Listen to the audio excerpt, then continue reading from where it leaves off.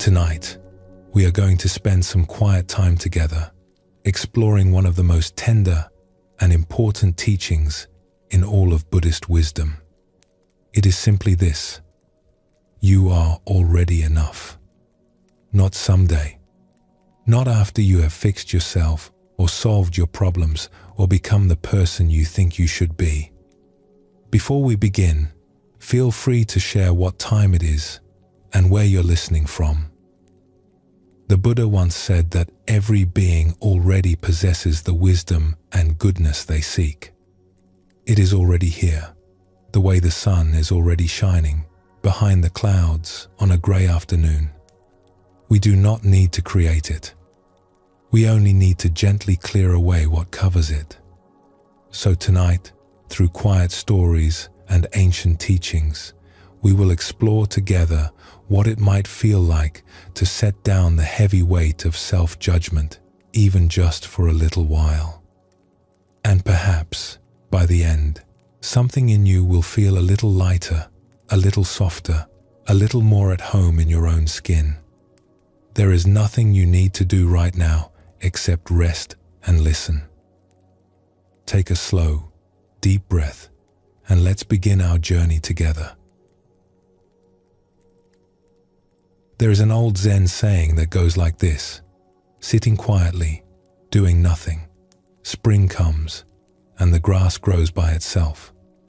It is a teaching about trust, about what happens when we stop forcing life to look a certain way and simply allow it to be what it already is. Tonight, we begin with a story about biscuits. It may seem like a small thing, biscuits. But as you will see, sometimes the smallest things hold the deepest teachings. And this story, in its own quiet way, holds a teaching that could change the way you see your entire life. There is a story about a young man who arrived at a monastery tucked deep in the mountains. He had come searching for something, the way so many of us search, though he could not have told you exactly what it was. Peace, perhaps. Purpose. Some sense that his life made sense. The monastery was a quiet, simple place. Stone paths wound between wooden buildings. Cedar and pine stood along the hillside, their branches dark and still against the morning sky. In the valleys below, mist gathered like a soft grey blanket each dawn, and the only sounds were bird song, the distant murmur of a creek, and the slow, steady rhythm of the monastery bell calling the monks to sit. Life here was unhurried. The monks rose before the sun. They sat in meditation as the first pale light crept through the windows. They tended the garden, pulling weeds and watering seedlings with the same quiet attention they gave to their breath on the cushion. They studied, they swept the stone paths, and they cooked. It was in the kitchen that this young man found his unexpected place. He had not come to the monastery to cook. Like so many who find their way to such places, he had come carrying questions that had no easy answers. He wanted to understand his own restless mind. He wanted peace. He imagined himself sitting in deep meditation, perhaps on a mountaintop, having some great breakthrough that would finally make him feel whole. Instead, the old teacher looked at him with kind, unhurried eyes and said simply, "You will work in the kitchen. That is where your practice begins." The young man was surprised, perhaps a little disappointed, but there was something in the teacher's voice, a warmth, a certainty that made it impossible to argue. And so he tied on a worn cotton apron, rolled up his sleeves, and stepped into the kitchen for the first time. The room was warm and smelled of wood smoke and dried herbs. Copper pots hung from hooks along the wall. A long wooden counter, smooth from years of use, ran beneath a window that looked out over the valley. It was a humble room, but it was, he would later discover a room full of wisdom.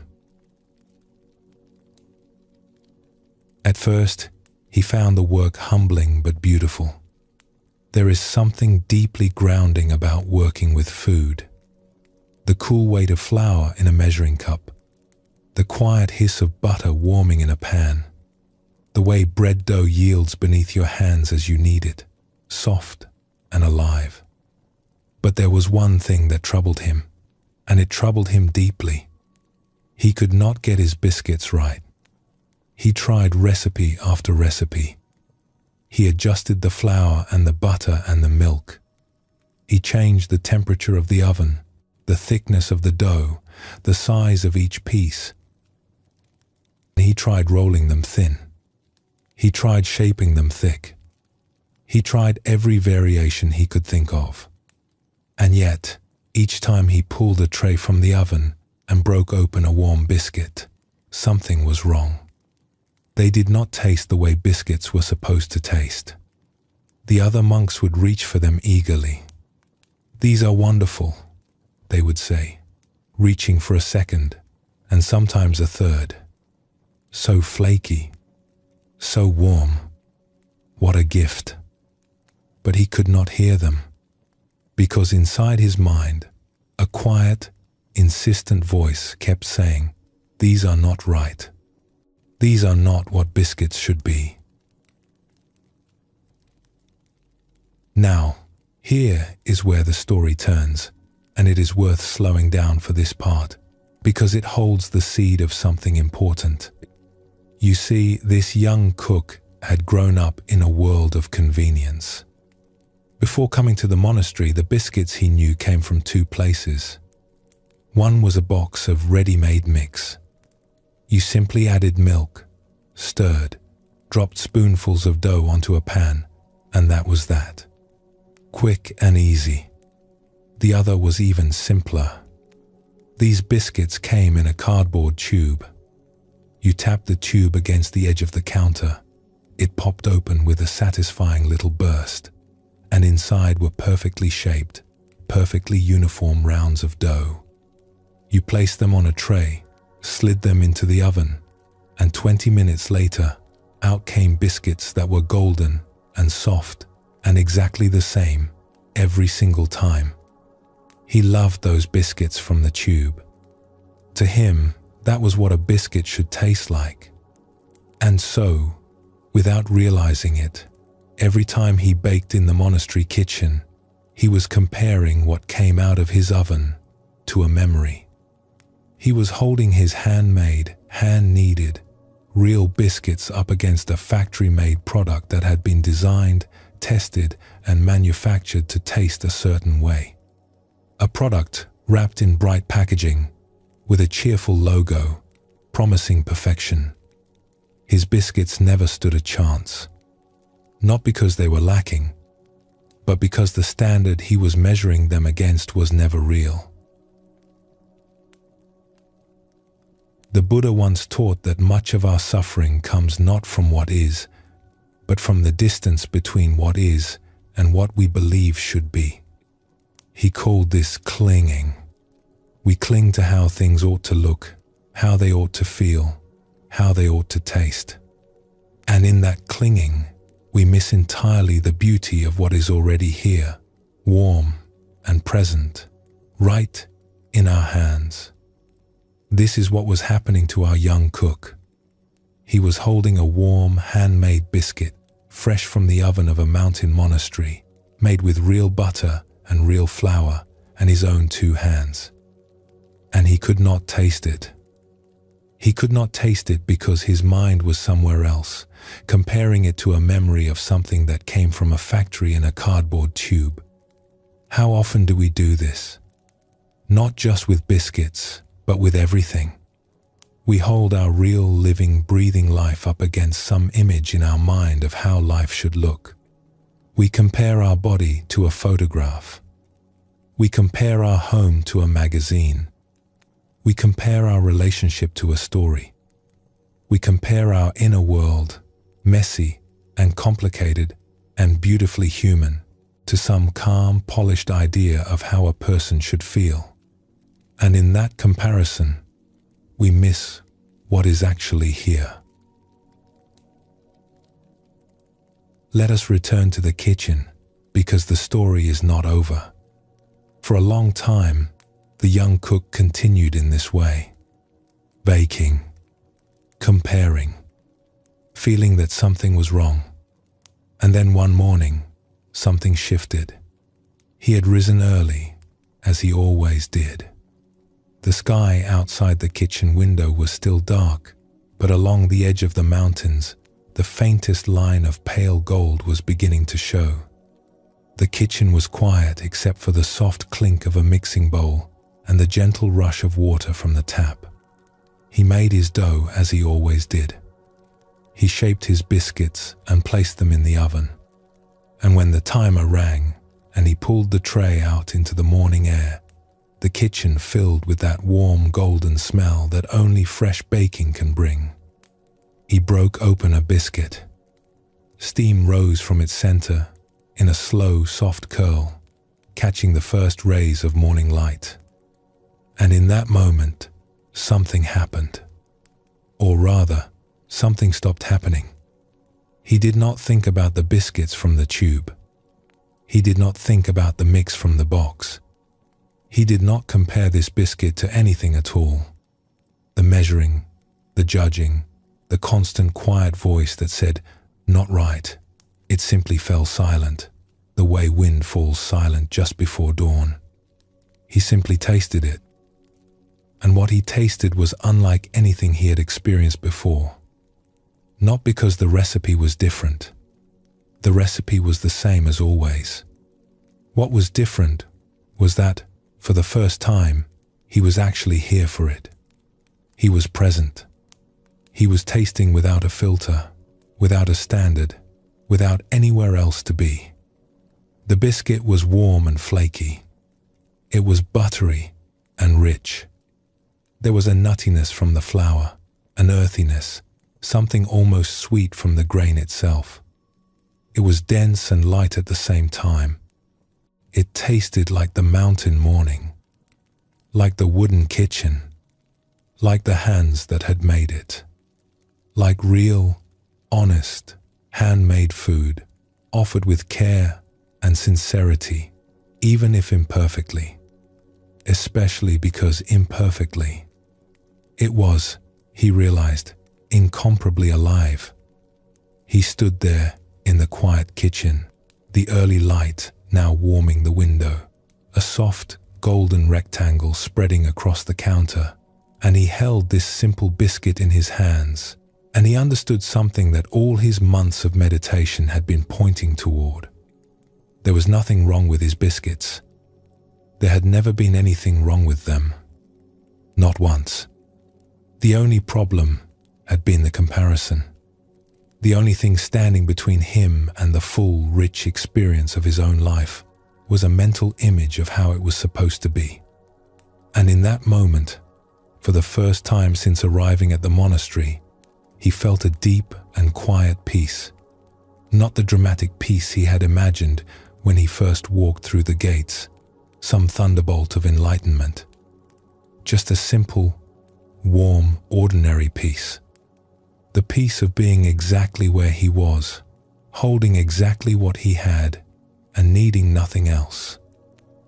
The other monks came to breakfast that morning and ate the biscuits as they always did, happily, gratefully, reaching for seconds. But this time, so did he. There is a phrase from one of the great Zen ancestors that has been passed down for many hundreds of years. It says simply this: true freedom is being without anxiety about non-perfection. Let those words settle for a moment. Being without anxiety about non-perfection. Not being perfect. Not even trying to be perfect.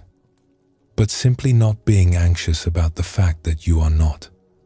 There is a lovely old story about two monks walking through the countryside on a spring afternoon. The younger monk was troubled. He had been meditating for several years and felt he was making no progress. I still get angry, he told the elder monk. I still get distracted. I still want things I should not want. I feel I am the same as when I began. The elder monk said nothing for a while. They walked in silence past a meadow where wildflowers grew in every direction, scattered and uneven, some tall, some short, some just beginning to open, and others already fading. Finally, the elder monk stopped and gestured to the meadow. Tell me, he said, is this meadow perfect? The young monk looked at the tangle of flowers and grasses and said, No, of course not. It is wild and uneven. The elder monk smiled. And yet, is it not beautiful? The young monk was quiet. He looked again at the meadow. The afternoon light was catching the tops of the flowers, and a gentle breeze moved through them in slow, soft waves.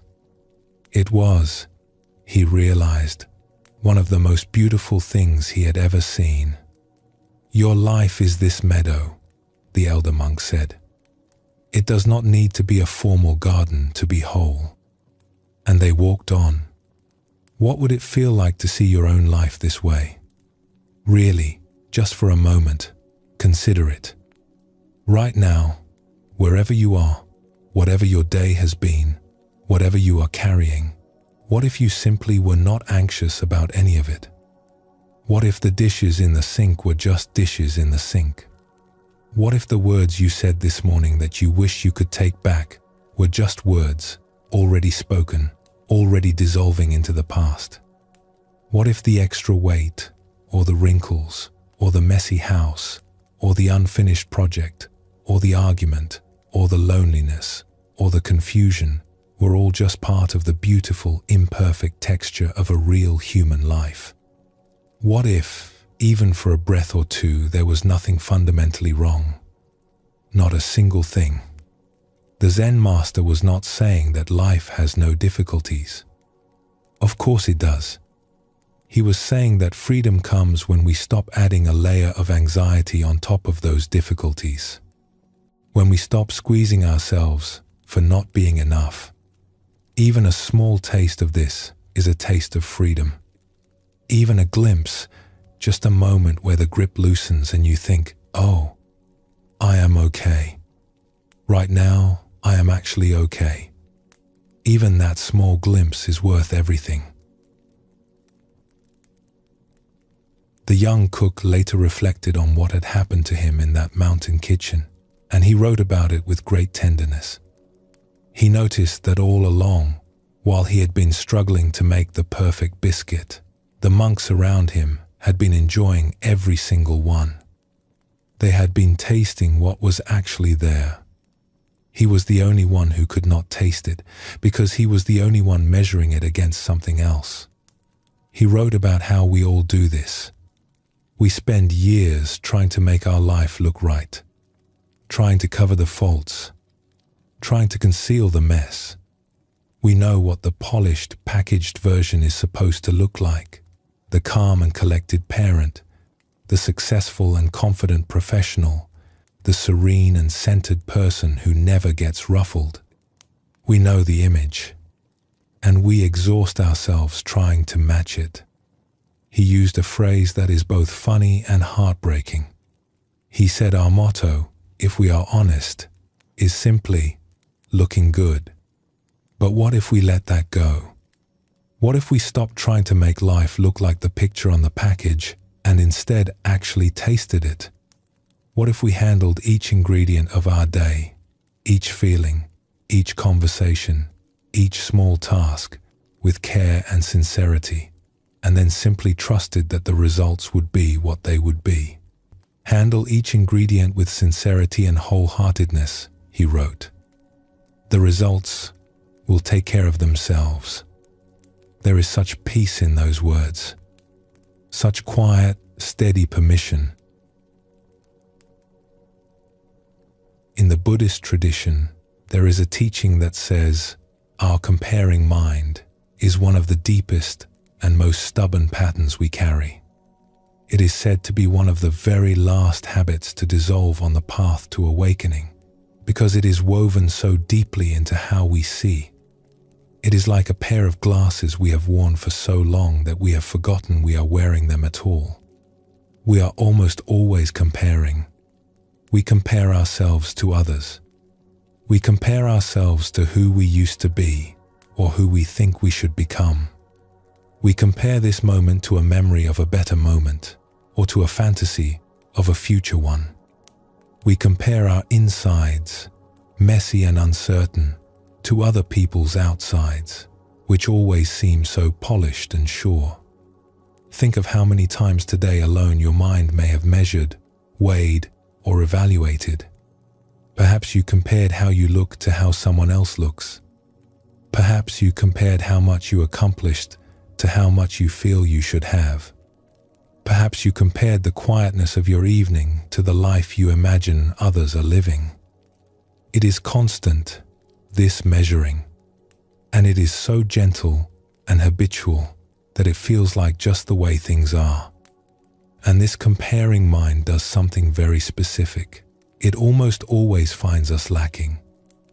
Almost always, the verdict is not enough. Not attractive enough, not successful enough, not calm enough, not spiritual enough, not disciplined enough, not loving enough. It is a quiet voice, this comparing mind. It does not shout.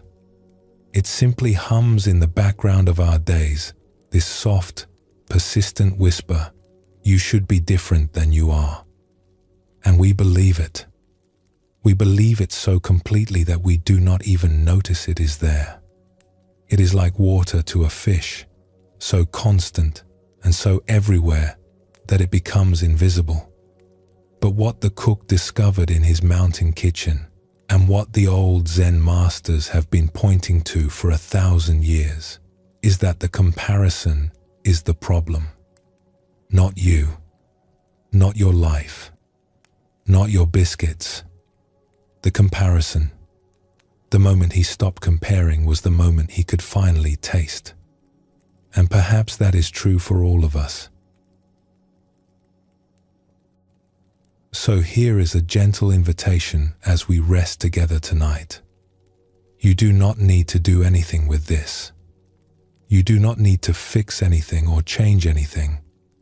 But you might, just for a moment, consider this question. What are the biscuits of your life right now?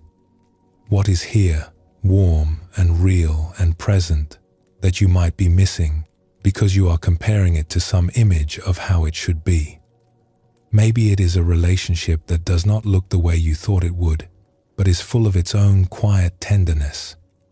Maybe it is a body that does not match the picture in your mind, but that carries you faithfully through every single day. Maybe it is a home that feels too small or too cluttered, but that holds you and keeps you warm on nights like this. Maybe it is just this moment, this breath, this softness, which is so easy to overlook because we are always reaching for the next thing. And what might it feel like to simply taste this moment, just as it is? The old Zen teachers had a lovely way of putting it. They would say, when you eat, just eat. When you walk, just walk. When you rest, just rest. Not eating while wishing you were eating something better. Not resting while worrying about tomorrow. Just this. Just here.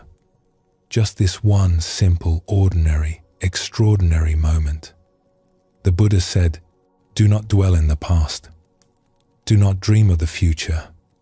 Concentrate the mind on the present moment. And the present moment, it turns out, is always enough. It is always whole. It is only our comparing mind that tells us otherwise. So perhaps tonight, as you lie here, you can let your biscuits be your biscuits. Let your life be your life. Not the life from the package. Not the life from the advertisement. Not anyone else's life. Just yours, warm and real and flaky and imperfect and absolutely incomparably alive. That is enough. You are enough. And even a small taste of that knowing is a taste of freedom. Let us pause here for a moment. Notice how you are feeling right now, just gently. And when you are ready, we will continue together.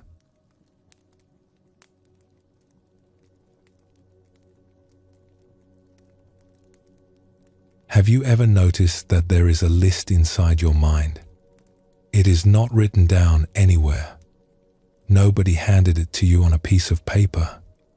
And yet it is there, running quietly in the background of nearly every moment, like a song you cannot quite stop humming.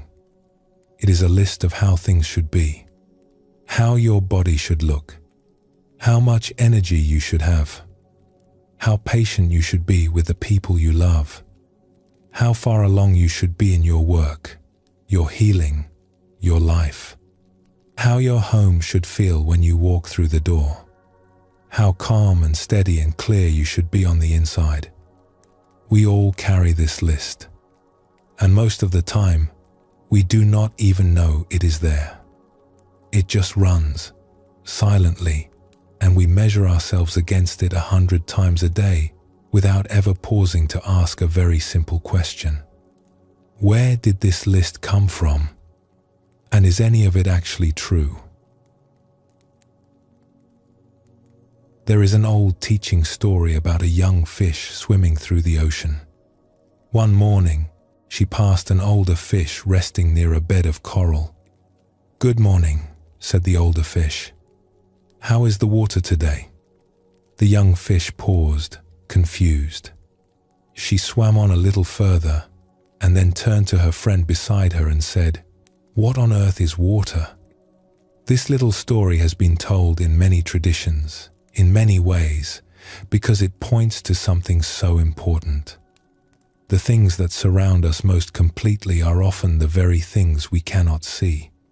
And for most of us, the water we swim in, the invisible thing that is everywhere and yet nowhere, is this quiet, constant habit of measuring ourselves against standards we never chose. The Buddha had a word for this.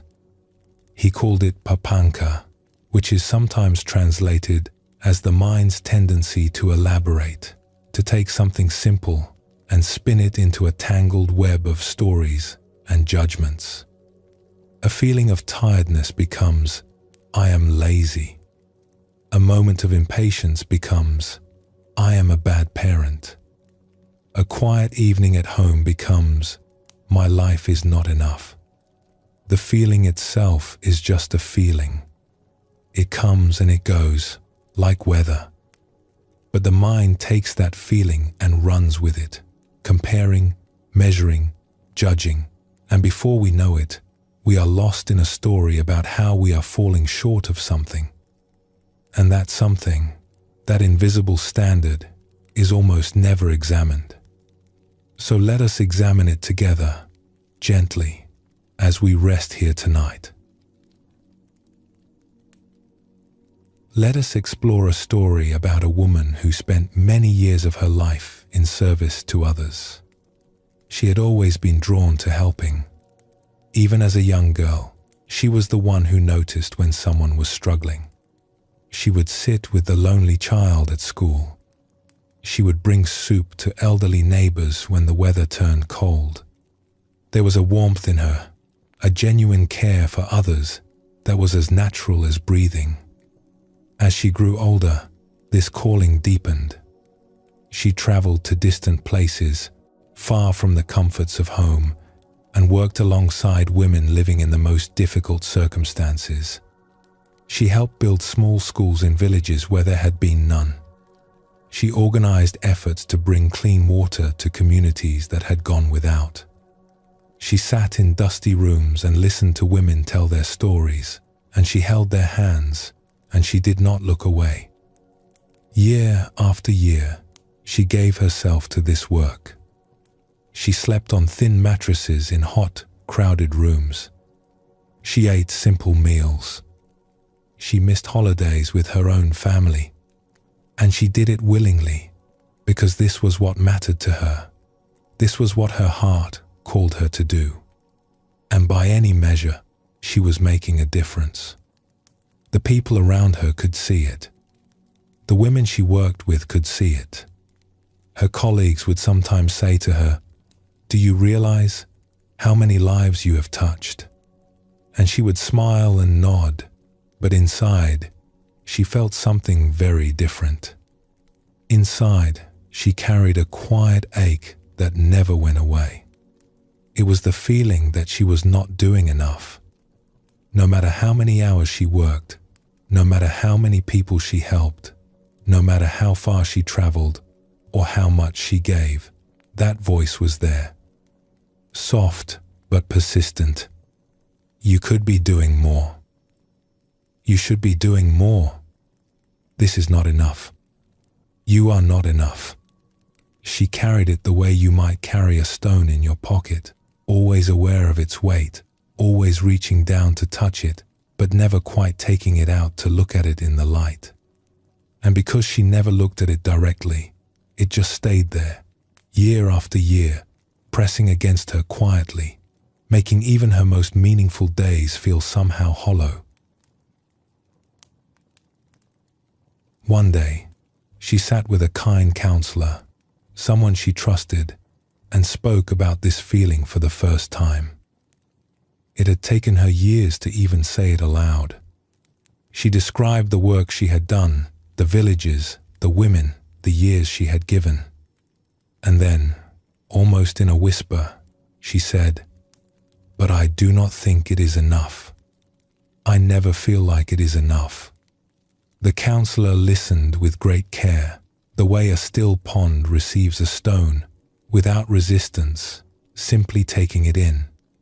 And after a long silence, the counselor asked her one question. What would be enough? The woman opened her mouth to answer. She was ready with something, surely. A number, a goal, a milestone. But the words did not come. She sat very still. The room was quiet, and her eyes filled with tears, not tears of sadness exactly, but the kind of tears that come when something you have carried for a very long time is finally seen, finally held up to the light. Because she realized in that quiet moment that she did not have an answer. There was no amount. There was no finish line. There was no point at which the voice would say, "There. Now you have done enough. Now you can rest." The standard she had been measuring herself against was not a real thing. It had no shape, no edges, no endpoint. It was a feeling, a formless, bottomless feeling of not enough that had nothing to do with what she actually did or did not do. It was like trying to fill a cup with no bottom. You could pour and pour and pour, and it would never be full. Not because you were not pouring enough, but because the cup itself could not hold it. "I do not know," she said finally, and there was wonder in her voice, as if she was seeing something for the first time. "I have never known what would be enough." And the counselor nodded gently and said, "Perhaps that is because enough was never something you needed to earn." This is one of the quiet sorrows of being human. We carry these impossible standards inside us, and because they are impossible, we can never meet them.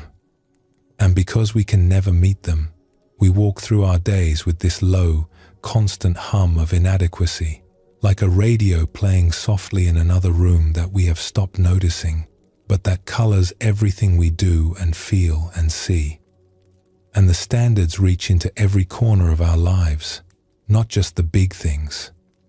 There is a standard for how our body should look, and it changes depending on the season, the decade, the culture, the photograph we happen to see that morning. It is always moving, always just out of reach, like a horizon line that retreats as fast as you walk toward it.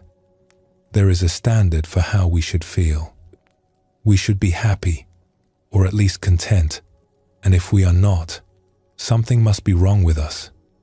If we feel anxious on a sunny day, if we feel lonely in a crowded room, if we feel heavy when everything in our life looks fine on the outside, there is that quiet judgment. You should not feel this way. There is a standard for how we should parent, how patient we should be, how creative, how present.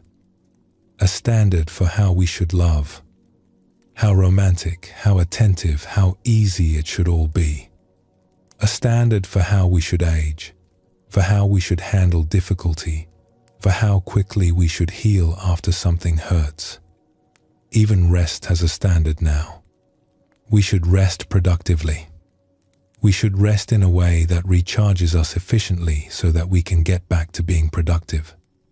Even lying here, listening to these words, there might be a small voice wondering if you are relaxing correctly.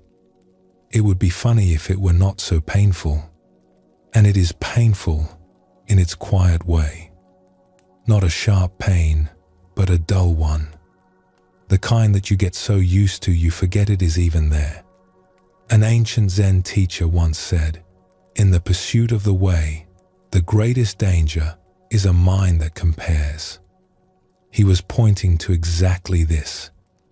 Not that we should stop thinking altogether or stop caring about how we live, but that this constant, automatic measuring of ourselves against standards we never consciously chose and can never fully meet is one of the deepest sources of unnecessary suffering in a human life.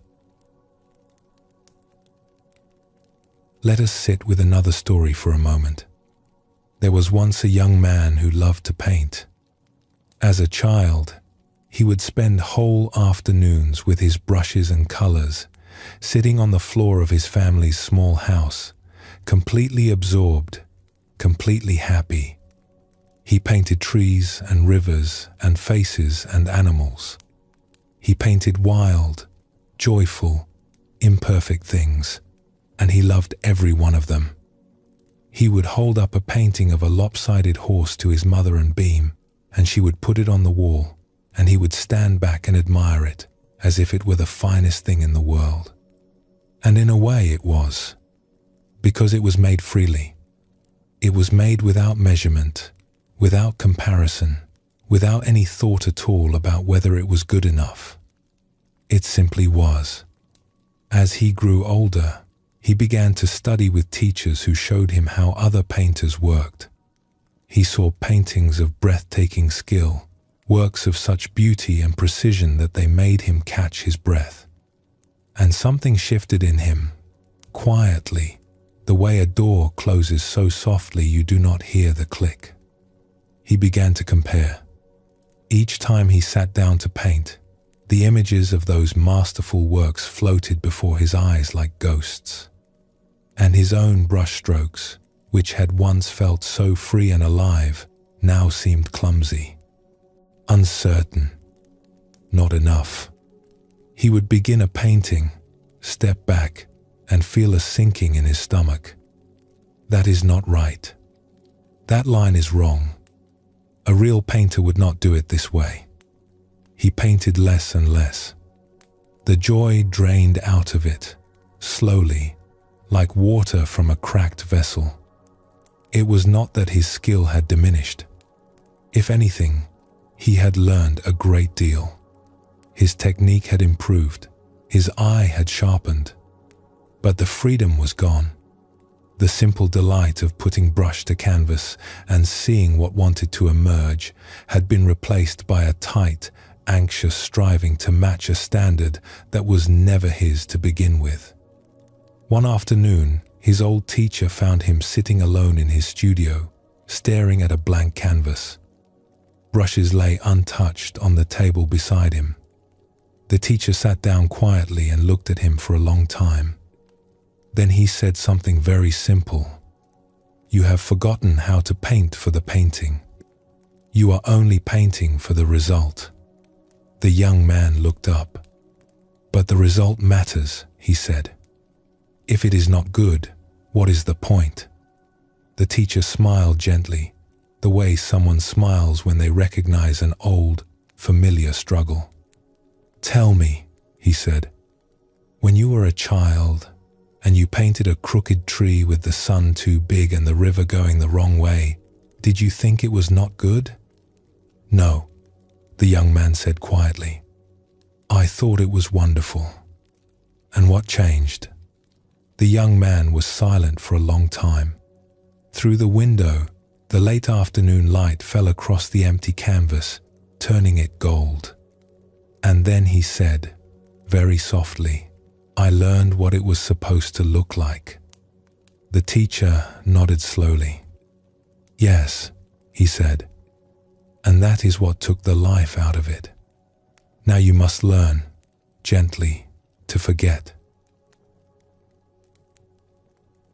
This is what the Zen tradition sometimes calls beginner's mind.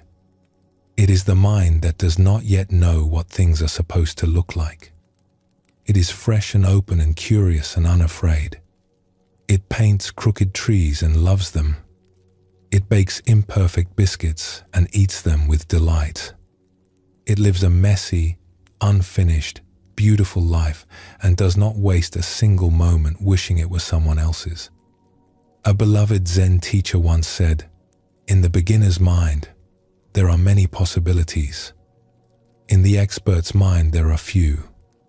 And this is true not only for painting or cooking, but for the way we see ourselves. The more we learn about how we are supposed to be, the more we narrow the range of who we allow ourselves to actually be. The more standards we accumulate, the smaller the space becomes in which we feel acceptable. When we are young, before the comparing begins in earnest, there is a natural wholeness. A child does not look in the mirror and think, "I should be different." A child does not finish playing and evaluate her performance. A child runs and falls and gets up and runs again, without shame, without the heavy weight of self-evaluation. There is just life, happening, fully and freely, the way a stream flows without wondering if it is flowing correctly. And then, slowly, the standards arrive. From the culture, from school, from family, from the images all around us. They come so gradually that we do not notice them settling in, like snow falling quietly through the night. And by morning, everything is covered. We begin to measure, and the measuring never stops. But here is what is worth knowing, what is worth resting in tonight. The standards are not real. They feel real. They feel as solid and certain as the ground beneath you. But they are made of thought.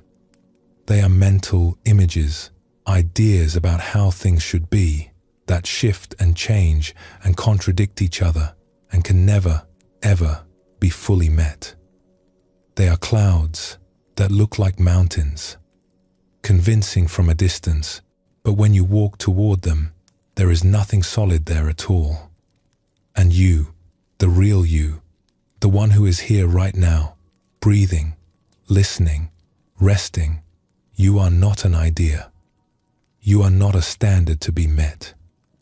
You are a living being, whole and complete, with your own texture and shape and warmth. You are, as that young cook discovered on his quiet mountain morning, incomparably alive. The woman who spent her life in service, the one who could not feel she had done enough, did eventually find some peace with this. But it did not come from doing more. It did not come from working harder, or traveling further, or giving up more of herself. It came from seeing, truly seeing, that the standard she was measuring herself against did not actually exist. When the counselor asked, what would be enough? And she realized she had no answer. That was the beginning of her freedom. It was like waking up from a dream she did not know she was having. The measuring stick she had been using her entire life turned out to be made of smoke. It had no edges, no markings, no end point. It was just a feeling, dressed up as a fact. And once she saw that, something in her began to soften. She did not stop serving. She did not stop caring. She still gave, generously and fully. But she gave from a different place. She gave from fullness rather than from lack. She gave from the simple wish to be of help, rather than from the anxious, driven feeling of trying to fill a bottomless cup. And she could finally receive too. She could sit in the evening after a long day and feel the quiet satisfaction of a life well lived, without that voice whispering, "But it is not enough." And that made all the difference. The Buddha once said, "Peace comes from within. Do not seek it without." And perhaps this is part of what he meant, that no amount of external accomplishment, no amount of doing and striving and proving can bring us peace if we are carrying an impossible standard inside. The peace comes first from seeing the standard for what it is, gently, without judgment, and letting it rest, not forcing it away, not fighting it, just seeing it clearly, the way you might see a cloud for what it is, and choosing, in this moment, to be still. So as you lie here tonight, you might allow yourself to wonder, what are the impossible standards you are carrying? Not to judge yourself for carrying them. That would just be adding another layer of judgment on top of the pile, and we have quite enough of that already. Just to notice them, gently, the way you might notice clouds drifting across a wide evening sky. They are there. They have been there for a long time, and you do not need to do anything about them right now. You can simply notice and perhaps feel, even for a moment, what it is like to set them down. The way you might set down a heavy bag after a long walk. Not throwing it away, just setting it down on the soft ground beside you. Letting your shoulders drop, letting your arms rest, letting your whole body sigh with the relief of not holding on so tightly. There is an old saying in the Zen tradition, "Let go or be dragged." And there is gentleness even in that directness. It is not a command. It is an invitation. It is a kind hand on your shoulder saying, you do not have to carry all of this. You can put it down, even just for tonight. You are not your standards. You are not the voice that says, not enough. You are the one who is here, present and breathing, listening to these words in the quiet of the evening. And that, dear friend, all by itself, is more than enough. Let us pause here for a moment. Take a breath and let it go slowly. And when you are ready, we will continue together.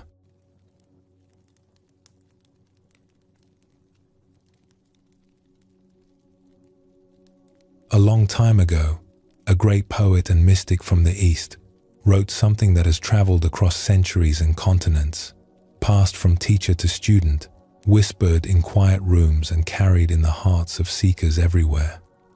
He wrote, "Your task is not to seek for love, but merely to find all the barriers within yourself that you have built against it. Let those words land softly, because they change everything. Most of us spend our lives looking for love, looking for belonging, looking for the feeling of being at home in our own skin, at home with others, at home in the world.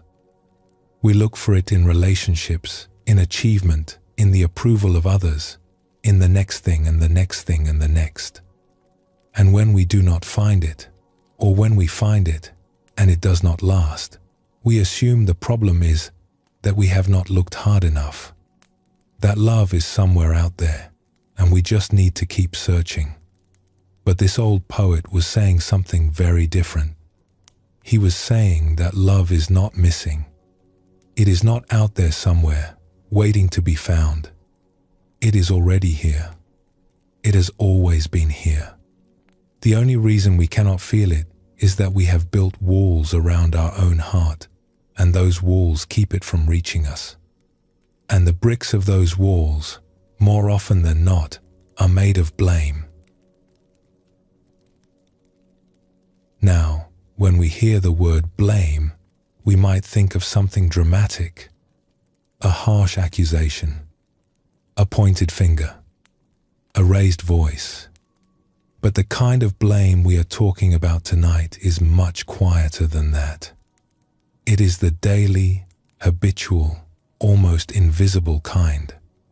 The kind that runs beneath the surface of our lives like an underground stream, so constant and so familiar that we barely notice it anymore.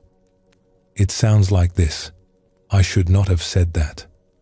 Why did I eat that? I should be further along by now. What is wrong with me? I always do this. I will never get it right. It is the voice that greets you first thing in the morning when you remember something you wish you had done differently. It is the voice that visits you at night when the house is quiet and there is nothing left to distract you from yourself. And most of the time, we do not even recognize it as blame. It just feels like thinking. It feels like being responsible. It feels like paying attention to what needs to be fixed. But if we slow down and really listen to it, really feel what it does to us, we start to notice something. This voice does not make us better. It does not make us kinder or more capable or more loving. It makes us smaller, tighter, more afraid. It is, as that ancient poet saw so clearly, a barrier, and it stands between us and the love that is already here. Let us explore a story about this. There was once a gardener who tended a beautiful walled garden in a quiet valley. The garden had been in her family for generations. It was the kind of place that felt ancient and alive at the same time, as though the soil itself remembered every hand that had ever turned it.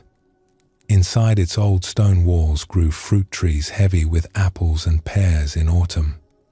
Flowering vines climbed the southern wall, their blossoms opening in the warm months like small, pink palms. There were rows of herbs that filled the air with the scent of rosemary and thyme when you brushed against them. Tall grasses grew along the eastern edge and swayed in the afternoon wind with a soft, whispering sound. And at the center of the garden, there was a small pond where dragonflies skimmed the surface in summer, their wings catching the light, and birds came in the early morning to drink and bathe in the shallow water. It was a place of deep peace. Anyone who visited could feel it immediately upon stepping through the gate, that quality of stillness and aliveness that certain places have, as though the garden itself were breathing, as though it were happy to see you. But over the years, the gardener had become worried. She loved her garden so much that she began to notice every flaw, every imperfection, every place where things were not quite right. A branch that grew crookedly when all the others grew straight. A patch of dark moss spreading across the stone wall. Weeds that kept returning no matter how many times she pulled them, stubborn and persistent. Leaves that fell and cluttered the gravel paths. A rose bush that bloomed unevenly, full and generous on one side, sparse and thin on the other. And so she began to build. Not with any grand plan, not all at once, but slowly and steadily, the way habits form, she began adding walls within the garden. A low wall here to hide the uneven rose bush from view. A taller wall there to block the sight of the mossy stones. A wooden fence around the section where the weeds were worst, so that no one would see them. A screen of woven reeds near the pond, because the water sometimes grew murky after rain, and she did not want visitors to see it that way. She did this because she loved the garden. Each wall was built with the best of intentions.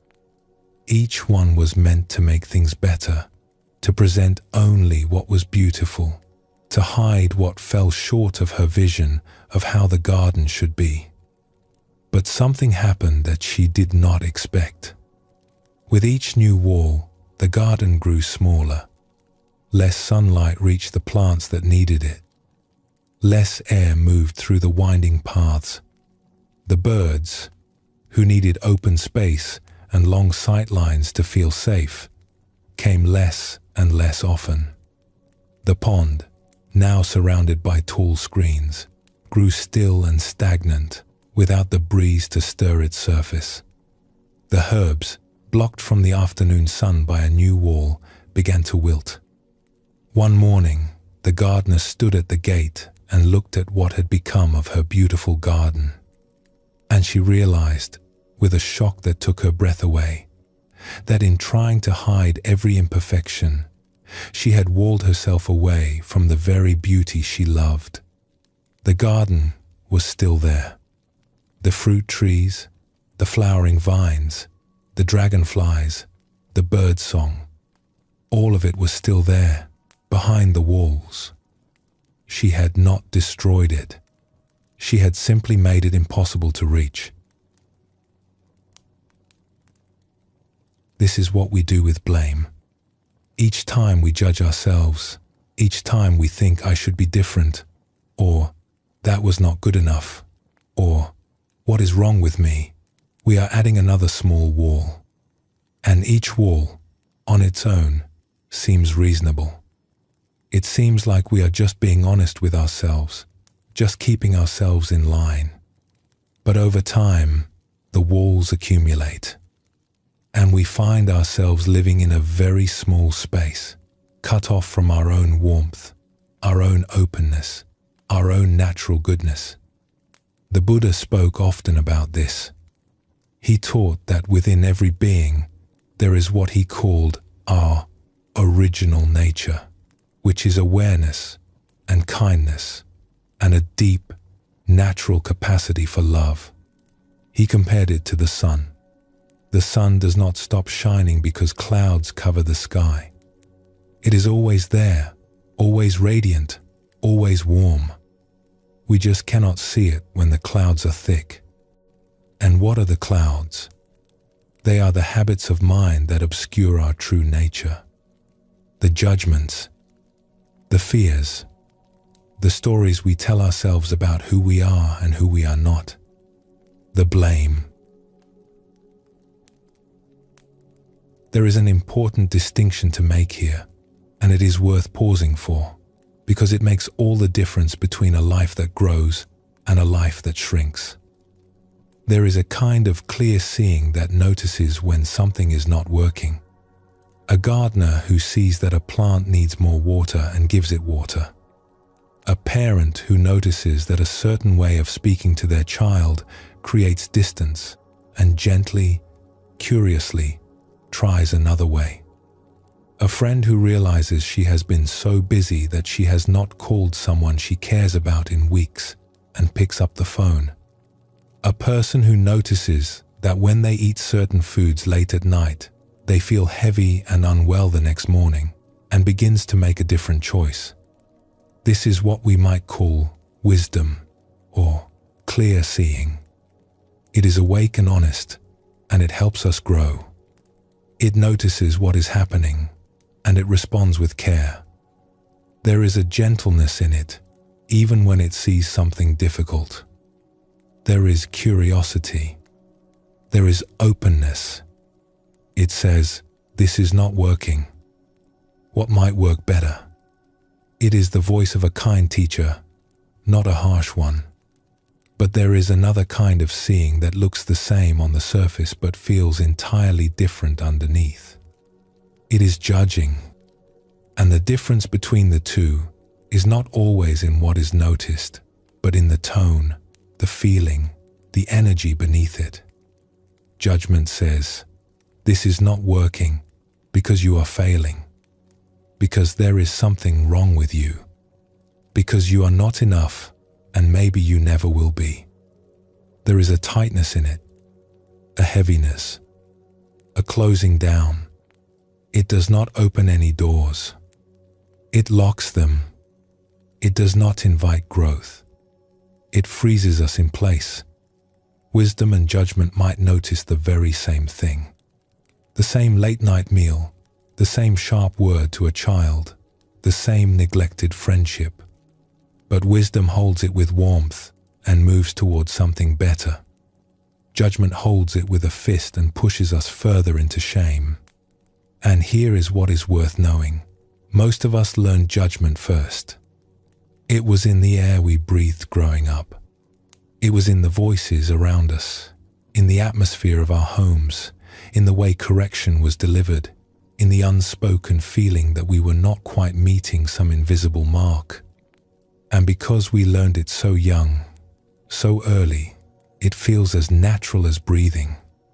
It feels like it is helping, but it is not helping. It is building walls.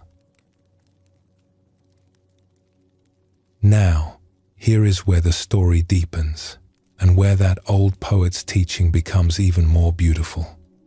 Because years after his words were first written down, a scholar studying the original text discovered that the teaching contained a line that had been left out of most translations. The poet did not just say, "Find the barriers you have built against love." He also said, "And embrace them." Embrace them. Not tear them down with force. Not attack them with willpower. Not judge yourself for having built them in the first place, which would just be adding another brick to the wall. But embrace them. The way you might embrace a small child who is frightened and does not know why. The way you might wrap a blanket around someone who has been out in the cold for a long time. With tenderness, with warmth, with the quiet message that says, "I see you, and it is all right." This is so different from how most of us approach our own patterns. When we see that we have been judgmental, or closed, or afraid, our first instinct is often to judge ourselves for that, too. I should not be so judgmental. I should not be so afraid. What is wrong with me that I keep building these walls? And so the cycle continues. Wall upon wall upon wall. Judgment upon judgment. Blame for the blame. But what if, instead of all that, we simply said, "Oh, there it is again. I have been down on myself. I have been closing my heart." And then, instead of picking up another brick, we just stood there for a moment and let ourselves feel the tenderness of it, the humanness of it, the quiet sadness of how long we have been doing this without knowing. And instead of hardening against that sadness, we let it soften us. We let it open something. Because sadness, when it is held with kindness, does not make us weaker.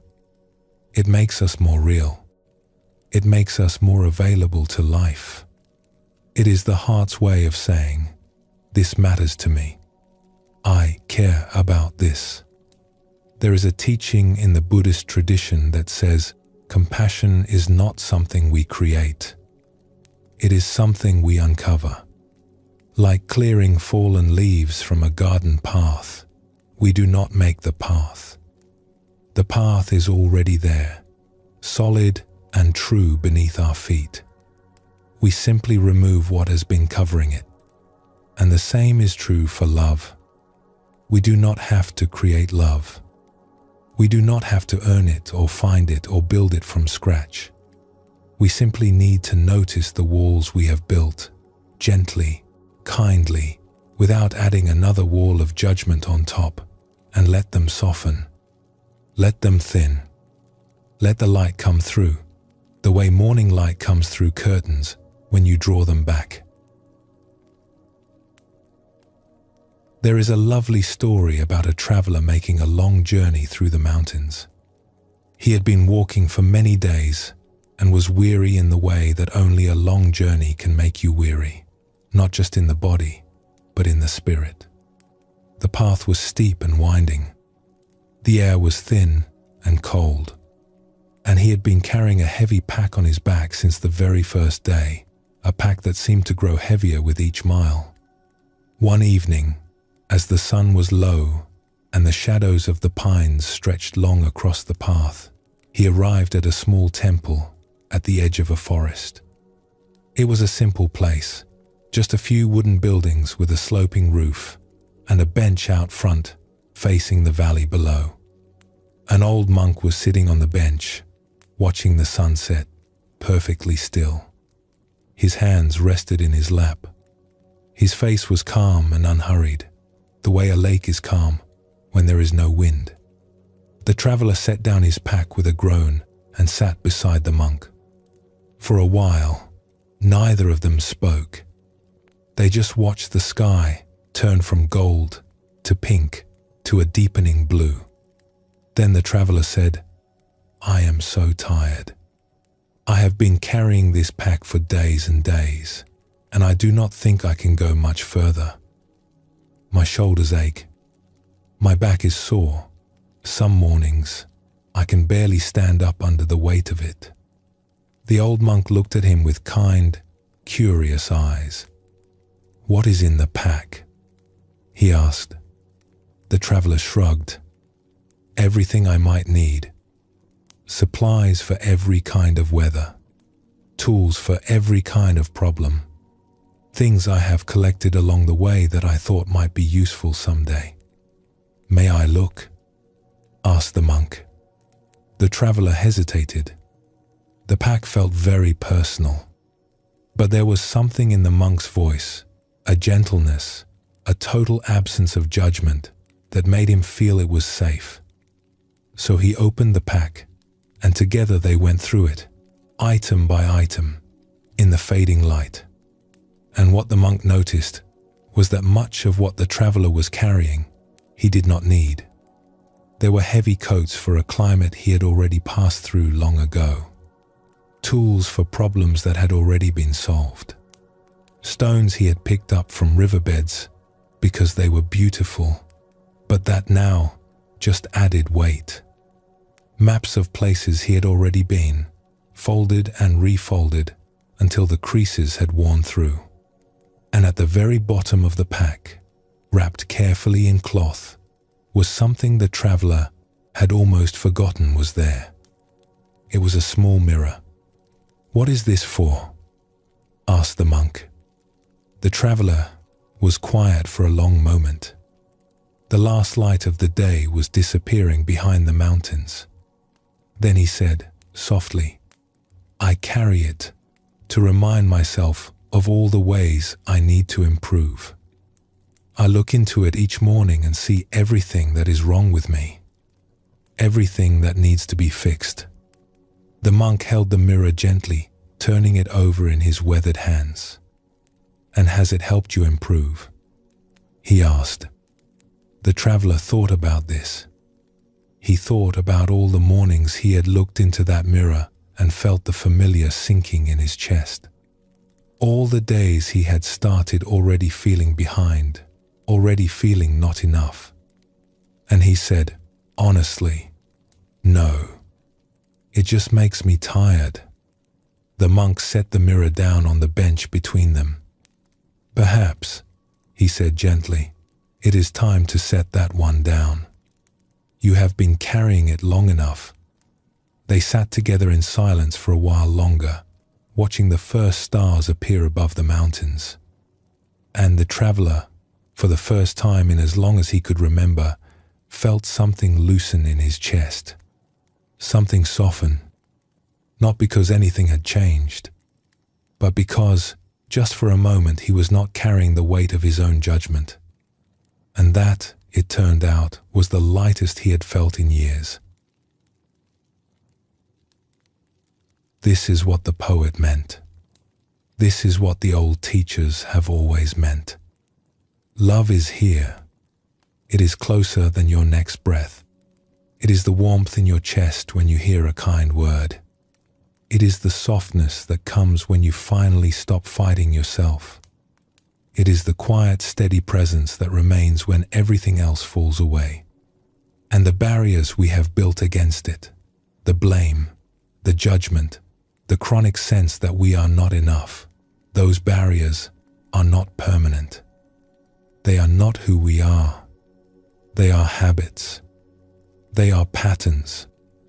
And like all patterns, they can soften over time when they are met with something warmer than criticism. They can be met with kindness. The Buddha said, "Hatred does not cease by hatred, but only by love." This is the eternal rule.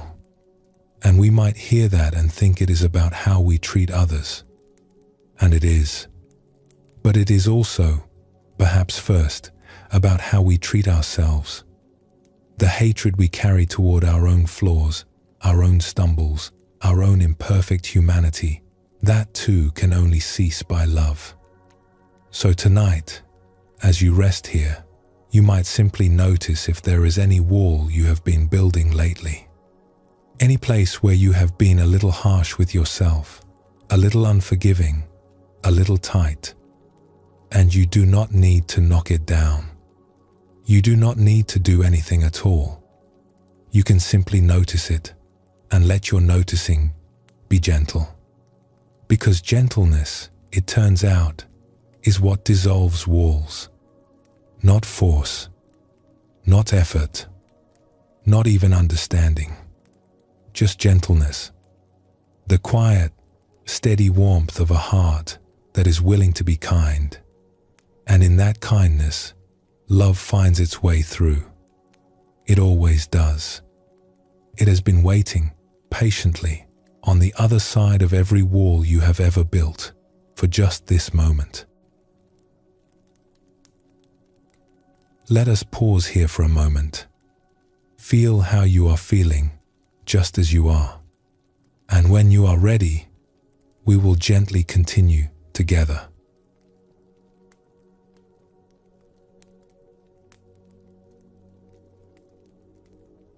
Here is something curious about being human.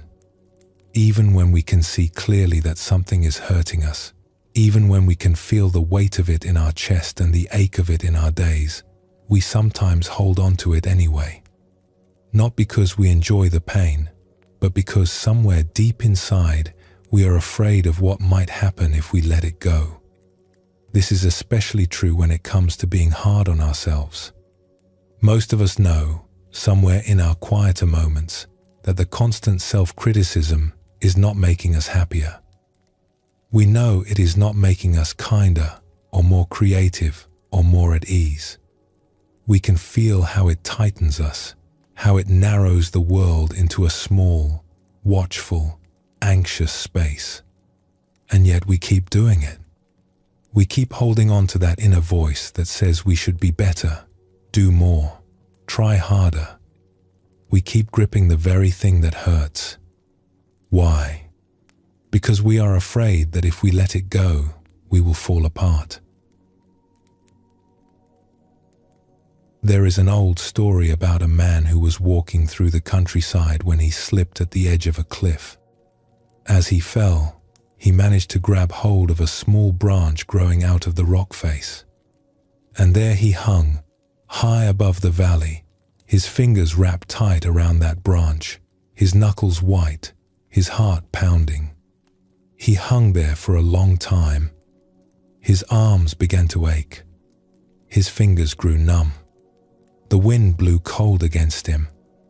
And still he held on, because below him was the unknown, and the branch, painful as it was to hold, was the only thing between him and the fall. After what felt like hours, a voice came to him, calm and clear, as though carried on the wind. It said, simply, "Let go." The man was terrified. "Let go?" He cried. "If I let go, I will fall. I will be lost." "Let go," the voice said again, with great gentleness, not commanding, not impatient, just steady and warm. the way a trusted friend speaks when they can see something you cannot.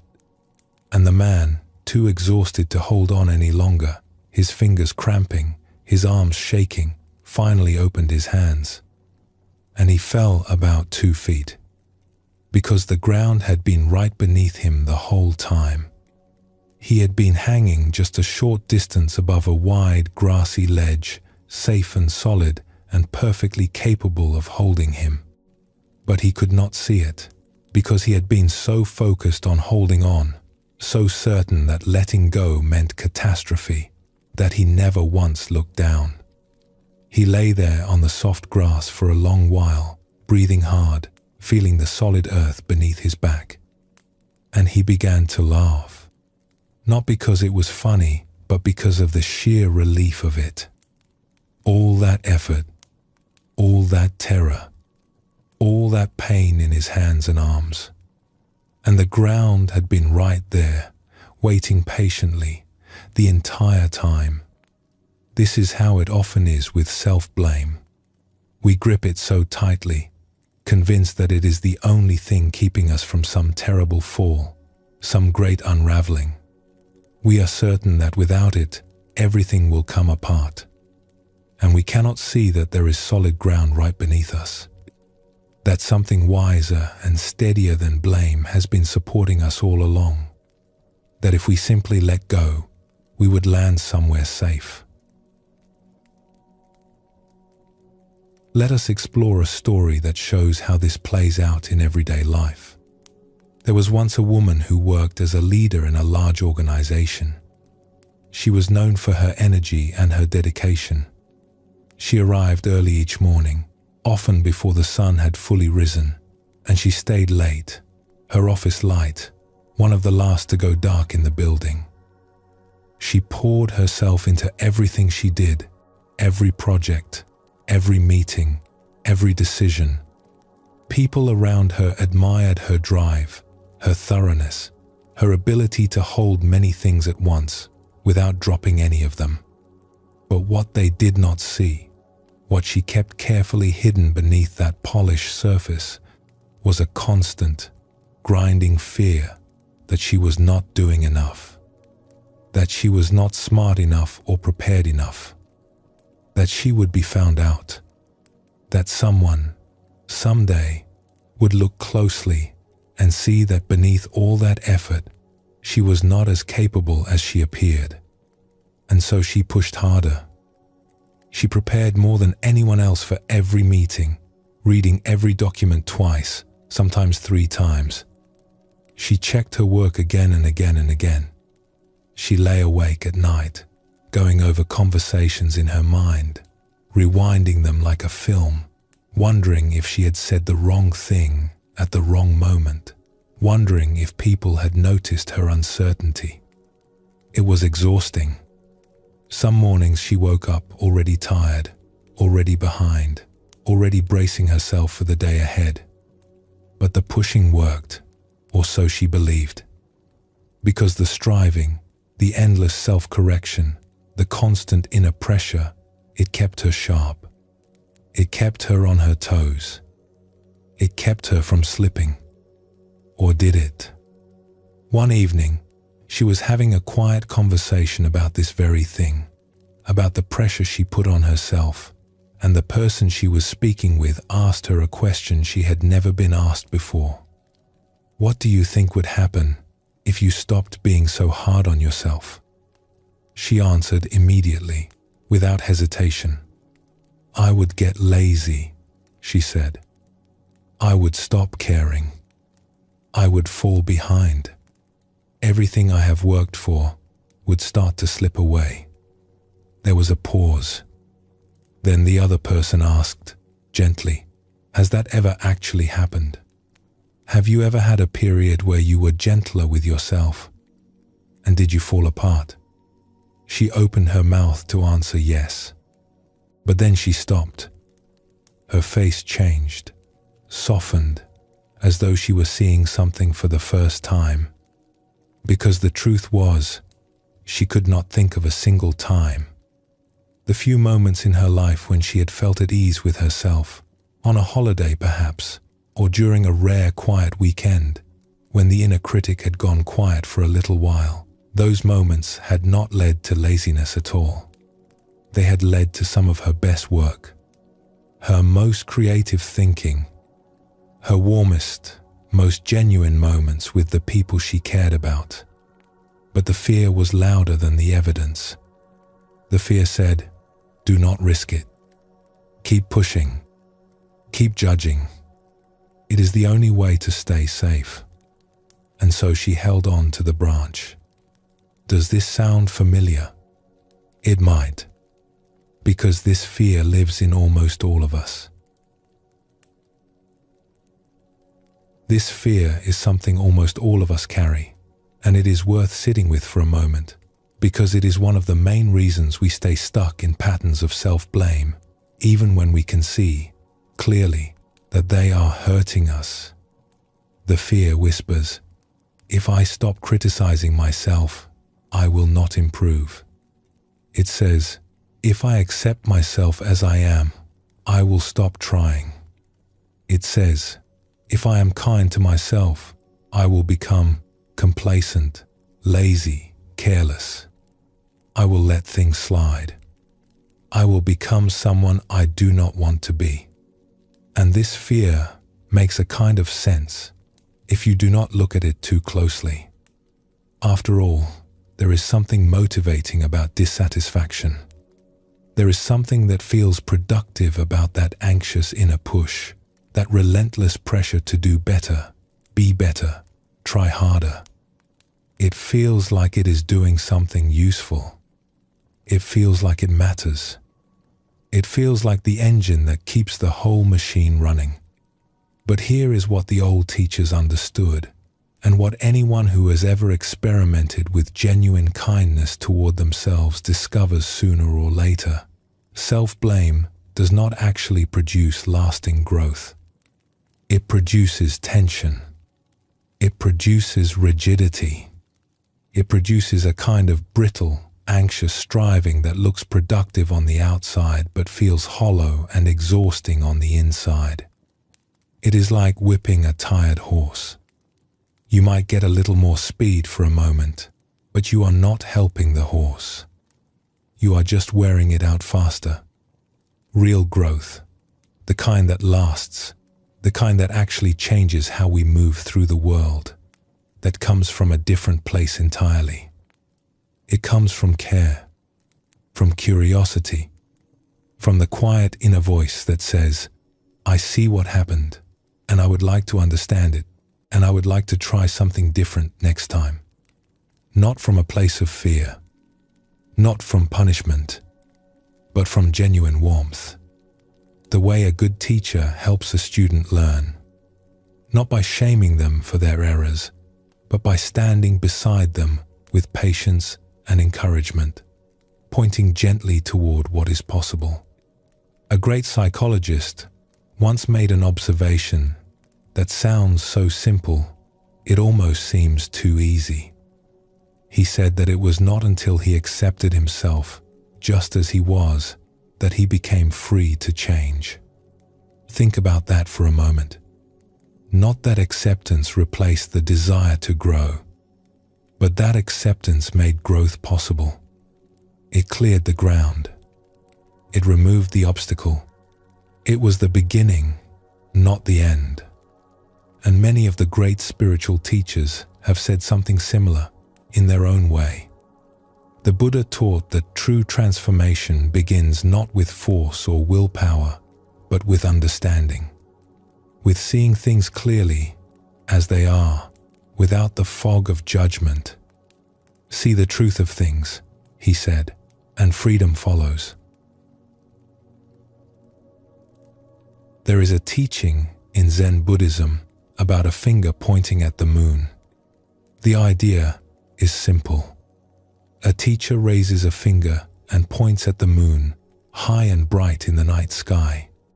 The student is supposed to look at the moon to see the thing the finger is pointing toward. But instead, the student stares at the finger. We do this with self-criticism. We think the criticism is the thing that matters, the finger. We think it is doing the important work. We stare at it, hold on to it, trust it. But the criticism is only a finger. What it is trying to point toward is the wish to grow, the wish to be kind, the wish to live well. That wish is the moon, and the moon does not need the finger. Your wish to be a good person, to live with integrity, to treat people well, to learn from your mistakes, that wish does not come from self-blame. It was there before the blame. It will be there after the blame. It is deeper and older and truer than any critic. The blame is just one way of pointing at it, and not a very good one. Because the more we stare at the finger, the more we lose sight of the moon. Let us sit with another story. There was once a woman who was raising a child on her own, and she loved this child more than she knew it was possible to love anything. She loved the sound of his laughter in the next room. She loved the way he reached for her hand without thinking about it as they walked down the street. She loved the sleepy warmth of him when she carried him to bed at night. But she was constantly afraid that she was not a good enough parent. Every evening, after her child had gone to sleep and the house was quiet, she would lie in bed and review the day. Not the good parts. Not the moments of laughter or tenderness. Not the story she had read him before bed, doing all the voices, making him giggle. Not the way he had looked at her over dinner and said, out of nowhere, "This is really good soup," as though it were the most important thing in the world. No, she reviewed the mistakes. The moment she had been too impatient when he was slow getting ready in the morning. The time she had raised her voice over something small, a spilled glass of milk, a shoe left in the hallway. The evening she had been so tired from work that when he had asked her to play, she had said, "Not now, maybe later," and later never came. And each mistake felt like proof that she was failing, proof that her child deserved someone better, someone more patient, more present, more together. Someone who never raised their voice and always had time to play and never ever said, "Not now." She carried this for years. It sat in her stomach like a cold stone, heavy and familiar. And the heaviest part of it was that she believed she needed to carry it. She believed that if she stopped criticizing herself, she would stop trying. That the criticism, painful as it was what kept her going. One evening, she was talking with an old friend over tea, someone she trusted deeply. The house was quiet. The child was asleep upstairs. And in the soft lamplight, she said something she had never said aloud before. "I am so afraid I am not good enough for him." Her friend set down her cup and looked at her for a long time. Not with pity, not with the kind of reassurance that brushes things aside, but with real seeing. And then her friend said, very simply, "The fact that you worry about it this much is the proof that you are not failing." The woman looked up. "What do you mean?" A parent who did not care would not lie awake at night going over every small moment. The worry itself comes from love. Do you see that? It is love, disguised as fear. You do not need the worry to keep the love going. The love was there first. It will be there whether you worry or not. Something shifted in her that evening. Not all at once. Not like a light switching on. More like a slow dawn, the way the sky brightens so gradually that you cannot point to the exact moment night became morning. But something that had been clenched for a very long time began, very gently, to open. Like a fist, slowly uncurling. She did not stop caring about how she parented. She did not become careless or lazy or distracted. If anything, she became more present. Because when the weight of self-blame lifted, even just a little, there was more room inside her. More room to notice her child. More room to laugh. More room to be right here, in this moment, instead of always turning back to look at yesterday's failures. The love had been there all along. It had never left. She just needed to stop confusing it with the blame. The Buddha told a story once about a woman in a village who was going through a very difficult time and came to him in desperation, asking for help. And the Buddha said, "Go to every house in the village and find one that has never known sorrow. Bring me something from that house and I will help you." And so she went, door to door, house to house, through the winding lanes of the village. At the first house, a kind woman answered and listened to her request. "I am sorry," she said gently. "We have known sorrow here. My mother was ill for many years." At the next house, an old man shook his head. "We have known sorrow too. We lost our harvest to a flood." And so it went, house after house, family after family. Each one welcomed her in, offered her tea, shared their story. And every story held its own weight, its own tenderness, its own particular shade of difficulty. She never found the house without sorrow. But in the searching, something happened that she did not expect. She realized she was not alone. Her struggle was not a punishment. It was not proof that something was wrong with her or that she had been singled out for suffering. It was simply part of being alive, part of the tender, vulnerable, beautiful experience of being human, of loving, of caring, of trying. And in that realization, there was a kind of peace. Not the absence of difficulty, but the absence of the belief that difficulty means you are failing. This is what we are really afraid of when we are afraid to let go of self-blame. We are afraid of our own humanness. We are afraid that being imperfect means being bad. We are afraid that if we stop punishing ourselves for our stumbles, the stumbles will define us. That without the constant correcting, we will lose ourselves. But we will not. We never do. What weighs us down is not the stumble itself. It is the heavy cloak of shame we wrap around it. And that shame, that tight, heavy, suffocating layer of blame, that is the part we can gently set down. There is a Zen saying that goes, "The obstacle is the path." And what it means, in its quiet way, is that the very thing we are struggling with is not a detour from our life. It is our life. It is the place where the growing happens, the rough ground where the roots go deep. Our impatience is not a sign that we are bad parents.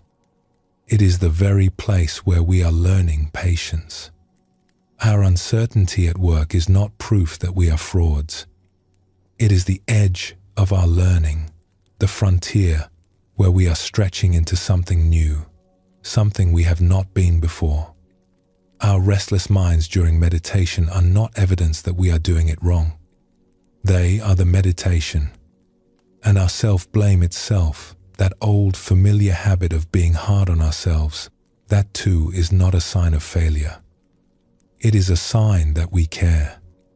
Deep down, beneath all the harshness, there is a wish to live well, to love well, to do well. A wish that is so tender and so earnest that it sometimes disguises itself as harshness, because harshness feels safer than tenderness. Because tenderness asks us to be open, and openness feels like risk. But tonight, you do not need to take any risks. You are safe here. You are resting. And if you are willing, you might try letting just a little of that tenderness come through. Not as a project, not as something else to get right or to achieve, just as a quiet turning toward yourself, the way you might turn toward a child who is trying so hard and is so very tired. You might simply say, inwardly, with whatever sincerity you can find in this moment, you are doing your best. And your best is enough, because the ground is right beneath you. It has always been right beneath you. And if you let go of the branch, you will not fall. You will land gently, and you will find that your legs are strong enough to stand, and that the view from the solid ground is more beautiful than anything you could see while hanging on. Let us rest here for a moment.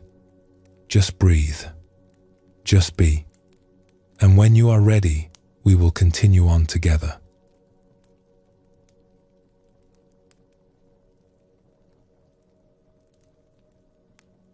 Imagine, if you will, a quiet morning. You wake up and something feels off. Not dramatically wrong. Nothing terrible has happened. There has been no bad news, no argument, no disaster. You simply wake up and there is a heaviness in you, a grayness, the kind of feeling that does not have a clear reason, that just seems to have arrived sometime in the night and settled into your body like fog settling into a valley. We all have mornings like this. Mornings where the body feels tired even after sleep, where the heart feels tender without knowing why, where the world outside the window looks the same as it always does, but somehow feels a little further away, a little less inviting. The coffee tastes the same. The light through the curtains is the same. But inside, something is off, and we cannot quite name it. And in that quiet, unguarded moment, before we are fully awake, before we have put on the day's armor, something happens inside. Something so fast and so familiar that we barely notice it, like a reflex. A thought arrives, and the thought says, "What is wrong with me?" Not, "I feel heavy this morning. I wonder what that is about." Not, "Something in me is tender right now. That is okay." But, "What is wrong with me? Why am I like this? I should not feel this way. Other people do not wake up feeling like this." And just like that, a difficult feeling becomes something worse. It becomes a judgment. And the judgment wraps itself around the feeling like a fist closing around a stone, and suddenly we are not just having a hard morning.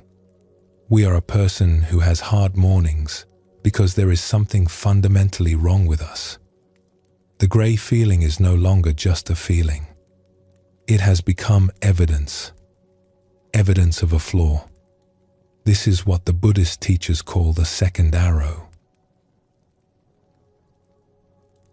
The Buddha once offered a teaching about this that is as clear and as useful today as it was thousands of years ago. He said it like this: when a person is struck by an arrow, it is painful. But if a second arrow strikes the same spot, the pain is far greater. The first arrow is what life brings us. The second arrow is what we add. The first arrow is the difficult feeling, the sadness, the anxiety, the frustration, the fatigue, the loneliness.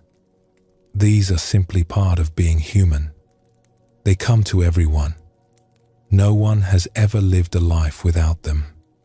They are like weather, sometimes sunny, sometimes grey, sometimes stormy, always changing. The second arrow is what happens next, inside our minds. It is the judgment we lay on top of the feeling. It is the story that says this feeling means something about who we are. It is the voice that takes a passing cloud and declares it a permanent flaw. "I feel anxious" becomes "I am a broken person." I feel sad becomes something is wrong with me. I feel angry becomes I am a bad person for feeling this way. The first arrow hurts. Of course it does. Difficult feelings are not pleasant. No one would choose them. But the second arrow, the one we aim at ourselves, that is the one that truly wounds. Because it takes something temporary and makes it feel permanent. It takes something human and makes it feel shameful. It takes a passing storm and locks us inside a windowless room. What is remarkable when you start to notice this is how quickly it happens. The gap between the first arrow and the second is almost invisible. It is like the gap between lightning and thunder when a storm is directly overhead. The flash and the sound seem to arrive at the same moment, as though they are one thing. But they are not. There is always a gap, however small. A wave of insecurity comes over you at a gathering, and before you can even name it, the thought is already there. Everyone can see that I do not belong here. A flush of irritation with someone you love, and instantly, I am too difficult. No wonder people pull away. A dip in energy at work, and I am falling behind. I am not cut out for this. Everyone else seems to manage just fine. A moment of forgetfulness, and what is wrong with my brain? A quiet evening at home, and everyone else has a more interesting life than this. A glance in the mirror, and when did I start looking so tired? The feeling comes, and the judgment follows so closely behind that they seem to be one thing. But they are not. They are two separate events. And that tiny, almost invisible space between them, that gap no wider than a breath, is where everything changes. That gap is where our freedom lives. Because the feeling, the first arrow, is not something we can control. Feelings arise the way the wind arises. They come from somewhere beyond our choosing, summoned by the body, by memory, by the weather of the nervous system. We do not decide to feel anxious any more than we decide when a cloud will pass in front of the sun. We do not choose our sadness or our irritation or our loneliness. They visit us. They arrive like guests at a door, uninvited but undeniable. The ancient Buddhist teachers were very clear about this, and it is one of the most liberating things they ever said. Feelings are natural. They are not mistakes. They are not character flaws. They are not evidence of failure. They are the mind and body responding to life, doing what they have always done, what they were built to do. Every human being who has ever lived has felt anger, fear, sadness, loneliness, confusion. Every single one. These feelings are part of the package. They come with the gift of being alive. But the second arrow is different.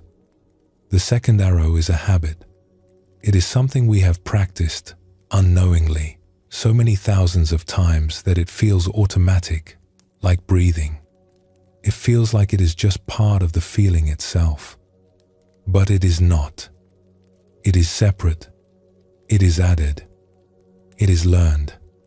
And what is learned can, with great patience and gentleness and time, be unlearned. Let us explore a story about how this works in the texture of everyday life. There was once a young teacher, just beginning his career, who loved his students very much. He had studied for years to prepare for this work. He had read and practiced and dreamed about the kind of teacher he wanted to be, the kind who truly made a difference, who helped young minds open like flowers in sunlight. And when he finally stood before his first class, in a small room with tall windows and desks arranged in rows, He felt a mixture of excitement and terror that took his breath away. The first few weeks went well. He found his rhythm, the way a musician finds a groove. The students responded to his warmth and his enthusiasm. He could feel something happening in the room, a kind of aliveness, a current of connection between himself and these young people. He went home each evening tired but glowing. He felt, for perhaps the first time in his life, that he was doing exactly what he was meant to do. But then came a difficult day, a lesson that did not go as planned.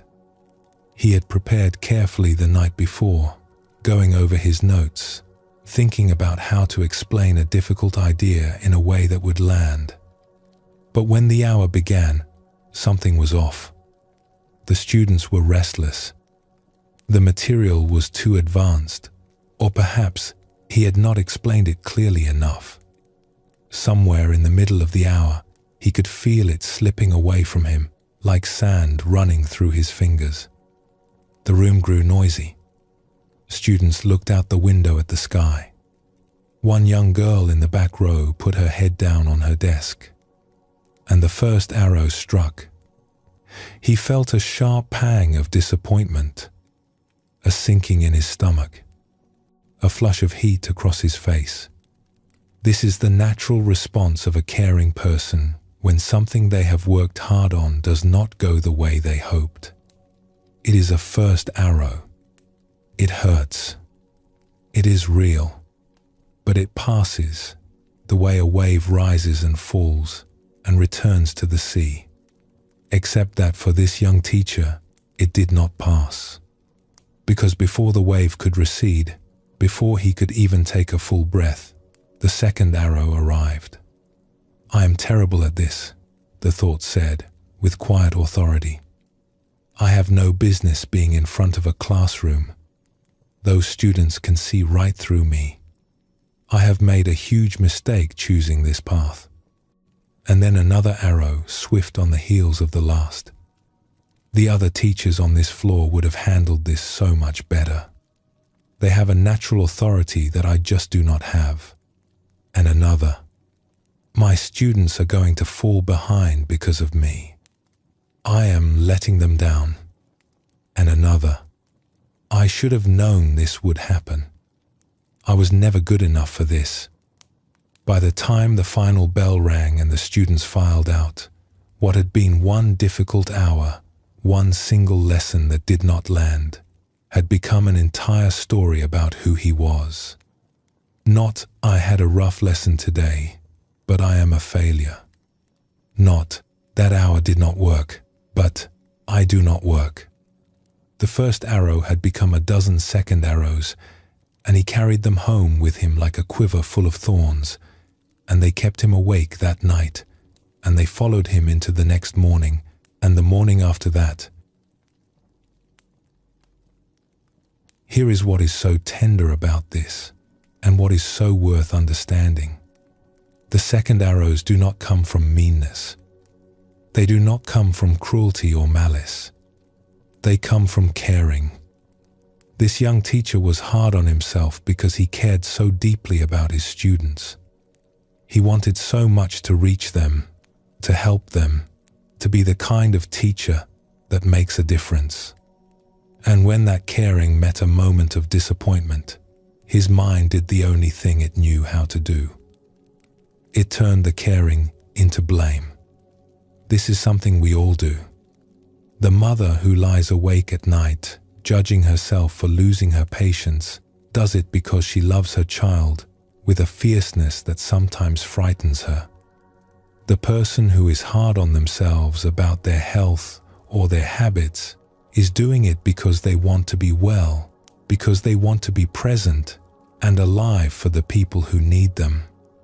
The friend who replays a conversation over and over, cringing at something they said, does it because they care about the connection, because the friendship matters.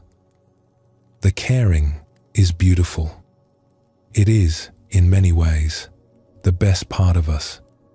It is the part that reaches toward others, that wants to do right, that feels the sting of falling short, precisely because the thing we fell short of mattered so much. But somewhere along the way, we learned to confuse caring with blame.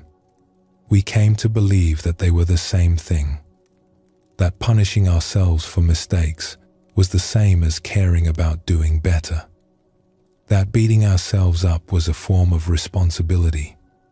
But they are not the same. They have never been the same.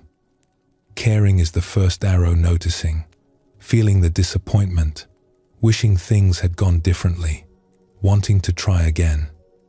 Blame is the second arrow, and the second arrow does not help us care more.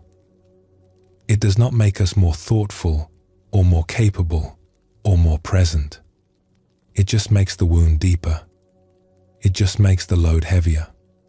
It just makes it harder to try again. The Buddha put it this way: you yourself, as much as anyone in the entire universe, deserve your love and affection. And this is not a sweet sentiment to put on a wall and forget about. It is a teaching about the second arrow. It is saying, when you feel pain, do not add more pain. When you feel the sting of falling short, do not aim another arrow at the wound. Turn toward yourself with the same tenderness, the same patience, the same quiet compassion that you would offer anyone you love. There is an old parable about a person who goes to a wise elder and says, I have two wolves inside me. One is kind and gentle and patient. The other is harsh and full of blame and always afraid. They are always fighting. Which one will win? And the elder says, simply, the one you feed. This is not about willpower. It is not about forcing yourself to be positive or pushing away every difficult thought. It is much gentler than that. It is about noticing, in those small, quiet moments throughout the day, which wolf you are feeding. Every time we notice a difficult feeling and pile judgment on top of it, we are feeding the wolf of blame. We are giving it another meal, making it stronger, making its voice louder. And every time we catch that moment, that tiny gap between the feeling and the story, and choose something gentler, even just a breath, even just a softening, we are feeding the wolf of kindness. We are making space for something warmer. And this is not about perfection. It is not about never having a second arrow again. That would just be another impossible standard, another thing to fail at, another reason to judge ourselves. It is about noticing, over time, with patience, with humor even, that the second arrow is not necessary, that the feeling can be felt without the judgment, that the cloud can pass without us declaring it permanent weather. There is a beautiful Zen teaching that compares the mind to a vast open sky. Thoughts and feelings are clouds that pass through it. Some are light and wispy, barely there, gone before you can name them. Some are dark and heavy and seem to fill the entire sky from one horizon to the other. But the sky itself is never damaged by the clouds. No matter how dark the storm, no matter how thick the fog, the sky remains as it always was, wide and open and boundless. It does not judge the clouds. It does not try to push them away or cling to the ones it likes. It simply holds them all, makes room for them all, and lets them move at their own pace. You are that sky. Your feelings, even the difficult ones, even the first arrows, they are clouds. They come, they stay for a while, and they pass. And the second arrows, the judgments, the blame, the harsh stories you tell yourself, those are also clouds. They too can pass. They too can thin and dissolve. especially when we stop grabbing hold of them and insisting that they are the truth about who we are. Let us return, for a moment, to that quiet morning we imagined at the beginning. You wake up. Something feels heavy, grey, off. There is no reason for it. It is just there, the way weather is just there. And instead of asking, "What is wrong with me?" you simply notice, "Oh, this is here. This heaviness, this grey feeling. Hello, old friend." Not fighting it, not fixing it, not spinning a story about what it means or what it says about you. Just noticing, the way you might notice rain against the window on a still afternoon. Ah, rain today. That is all right. And then, gently, perhaps with a hand on your heart or a softening in your shoulders, you might say to yourself, "This is a first arrow. It is a feeling. It will move in its own time, at its own pace. I do not need to add a second arrow. I can just be here with this, just as it is." And perhaps, in that small and quiet act of noticing without judging, something softens. The heaviness does not disappear. It does not need to disappear. But the tightness around it loosens, the way ice loosens at the edges when spring comes. The fist around the stone relaxes, just a little. And you find that you can carry the feeling without being crushed by it, because you are no longer adding the weight of blame on top. This is what the teachers have always pointed toward. Not a life without arrows. Not a life without difficulty or sadness or frustration or confusion. That life does not exist, not for anyone, not anywhere. What they point toward is a life where we stop adding the second arrow, where we stop aiming at ourselves, where we stop punishing ourselves for being human. There is a line from the Buddhist tradition that says, "Pain is inevitable. Suffering is optional." And the optional part, the part we actually have some gentle choice about, is almost always the second arrow. It is almost always the judgment, the blame, the story that says this feeling means something is permanently wrong with me. But nothing is permanently wrong with you. You have never been broken. You are a human being, feeling human feelings, in a world that is sometimes difficult and sometimes beautiful, and almost always both at the same time. And that is not a flaw. That is not a weakness. That is just what it feels like to be alive. To have a heart that is open enough to feel things. To care enough to notice when something hurts. That caring, that tenderness, that is not the problem. It is the gift. So tonight, as you rest, you might let the arrows of the day fall away. The first arrows, the ones that came unbidden, the moments of sadness or frustration or fatigue, let them land softly and then let them lie still. They have done their work. They have told you what they needed to tell you. And the second arrows, the ones you aimed at yourself, the judgments, the blame, the stories of not enoughness, let those fall away too. They were never needed. They were never true. They were just old habits, doing what old habits do. And they can rest now, alongside you, as the evening settles in. You are the sky, wide and clear and vast. And the clouds are passing, as they always do, as they always will. Let us pause here. Let the breath come and go, easy and unhurried. And when you are ready, we will walk on together.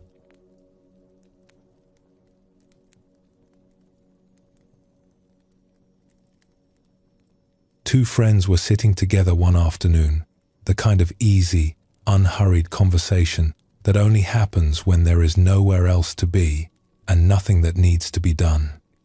They were in a small kitchen, the late afternoon light falling warm and golden across the table between them. They had known each other a long time, through seasons of happiness and seasons of struggle, through moves and changes, and the slow, quiet deepening that comes from showing up for each other year after year. There was a trust between them that allowed the truth to come out simply, without decoration. One of them said something that day that changed the other's life. It was not delivered as advice. It was not a grand pronouncement.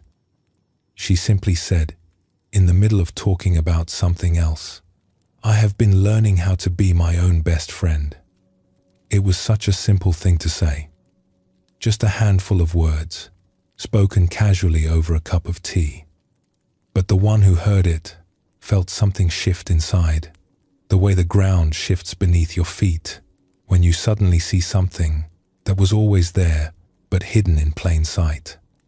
Because in that moment, hearing those words, she realized something about herself that she had never quite put into focus before. She was not her own best friend. She was something closer to the opposite. She was, in fact, her own harshest critic, her own most demanding judge, the one voice in her entire life that never softened, never relented, never took a day off, never once said, "You know what? You are doing just fine. I am proud of you." She thought about how she spoke to herself when she made a mistake. She thought about the running commentary in her head, the one that accompanied her through every day like a shadow. It was not a friendly voice. It was not the voice of someone who wished her well. It was the voice of someone who was always watching, always measuring, always finding her a little bit short of the mark. And once she saw it, she could not unsee it. It was everywhere, in every corner of her life. This is how it often begins, not with a grand revelation or a bolt of lightning, but with a quiet sentence from someone we trust that opens a door we did not know was closed. And behind that door is a landscape we have been living in our entire lives without recognizing it for what it was. She began to pay attention, and what she found startled her. She noticed the voice that showed up each morning before she even got out of bed, already listing what she needed to do, already reminding her of what she had not done. She noticed how she spoke to herself after a difficult conversation, replaying it over and over, always casting herself as the one who had said the wrong thing. She noticed the way she looked at herself in photographs, how her eye went immediately to what was wrong, never to what was alive and shining. She noticed how she compared herself to her friends, to her colleagues, to people she barely knew, and how the comparison almost always ended the same way. With her at the bottom, with her as the one who was not quite enough. And she noticed something else, something that surprised her. She would never speak to another person the way she spoke to herself.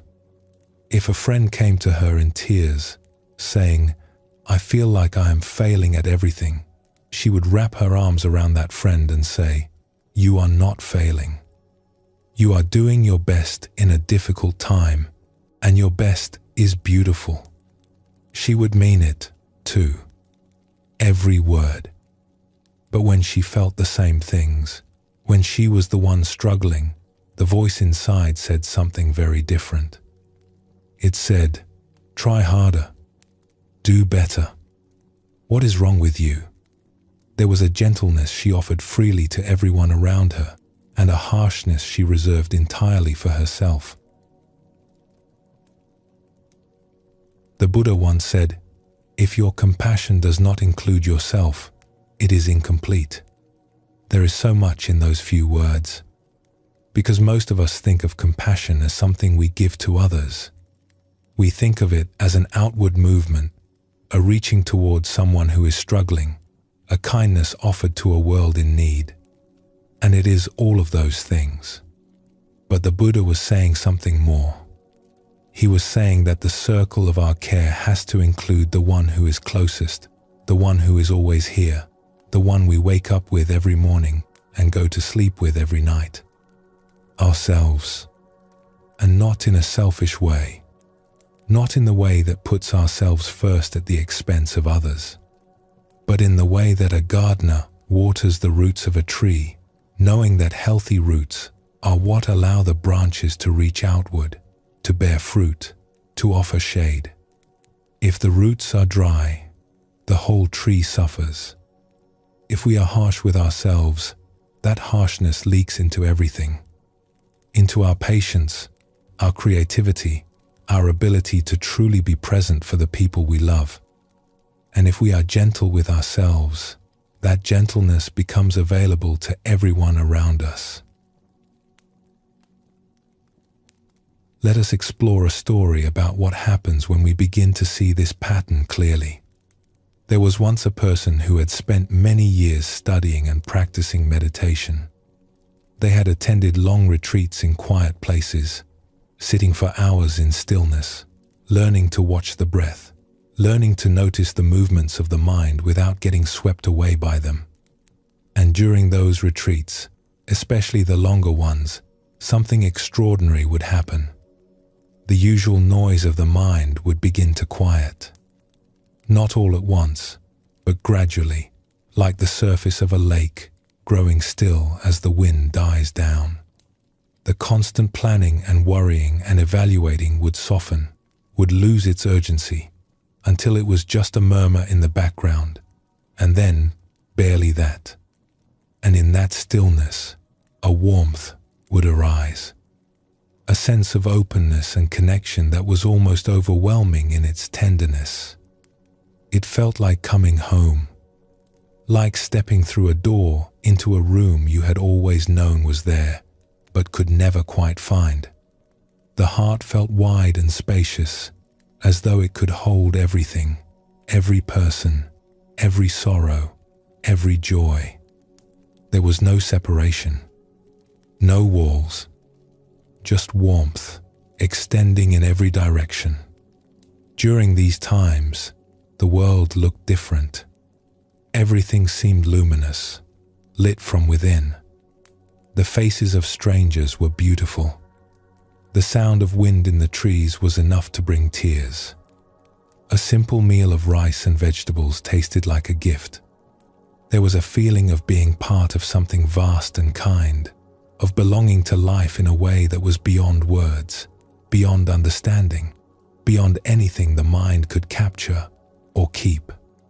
And then the retreat would end, and they would go home. And slowly, over the days that followed, the luminous feeling would begin to fade. Like a tide going out, so gradually you could not point to the moment it turned. The old habits would return, one by one, like familiar guests reclaiming their seats at the table. The self-preoccupation, the small irritabilities, the familiar tightness of worry and wanting. The world would shrink back to its usual size, and they would shrink with it. And the wide, warm, boundless feeling would become a memory, beautiful, but distant, like a dream you cannot quite hold on to after waking. This had happened many times before. It was, in a way, a familiar rhythm. Open and close, expand and contract. But on one particular occasion, the contrast was especially sharp. They had come home from a long period of practice feeling truly open, truly connected, genuinely at peace with themselves and the world.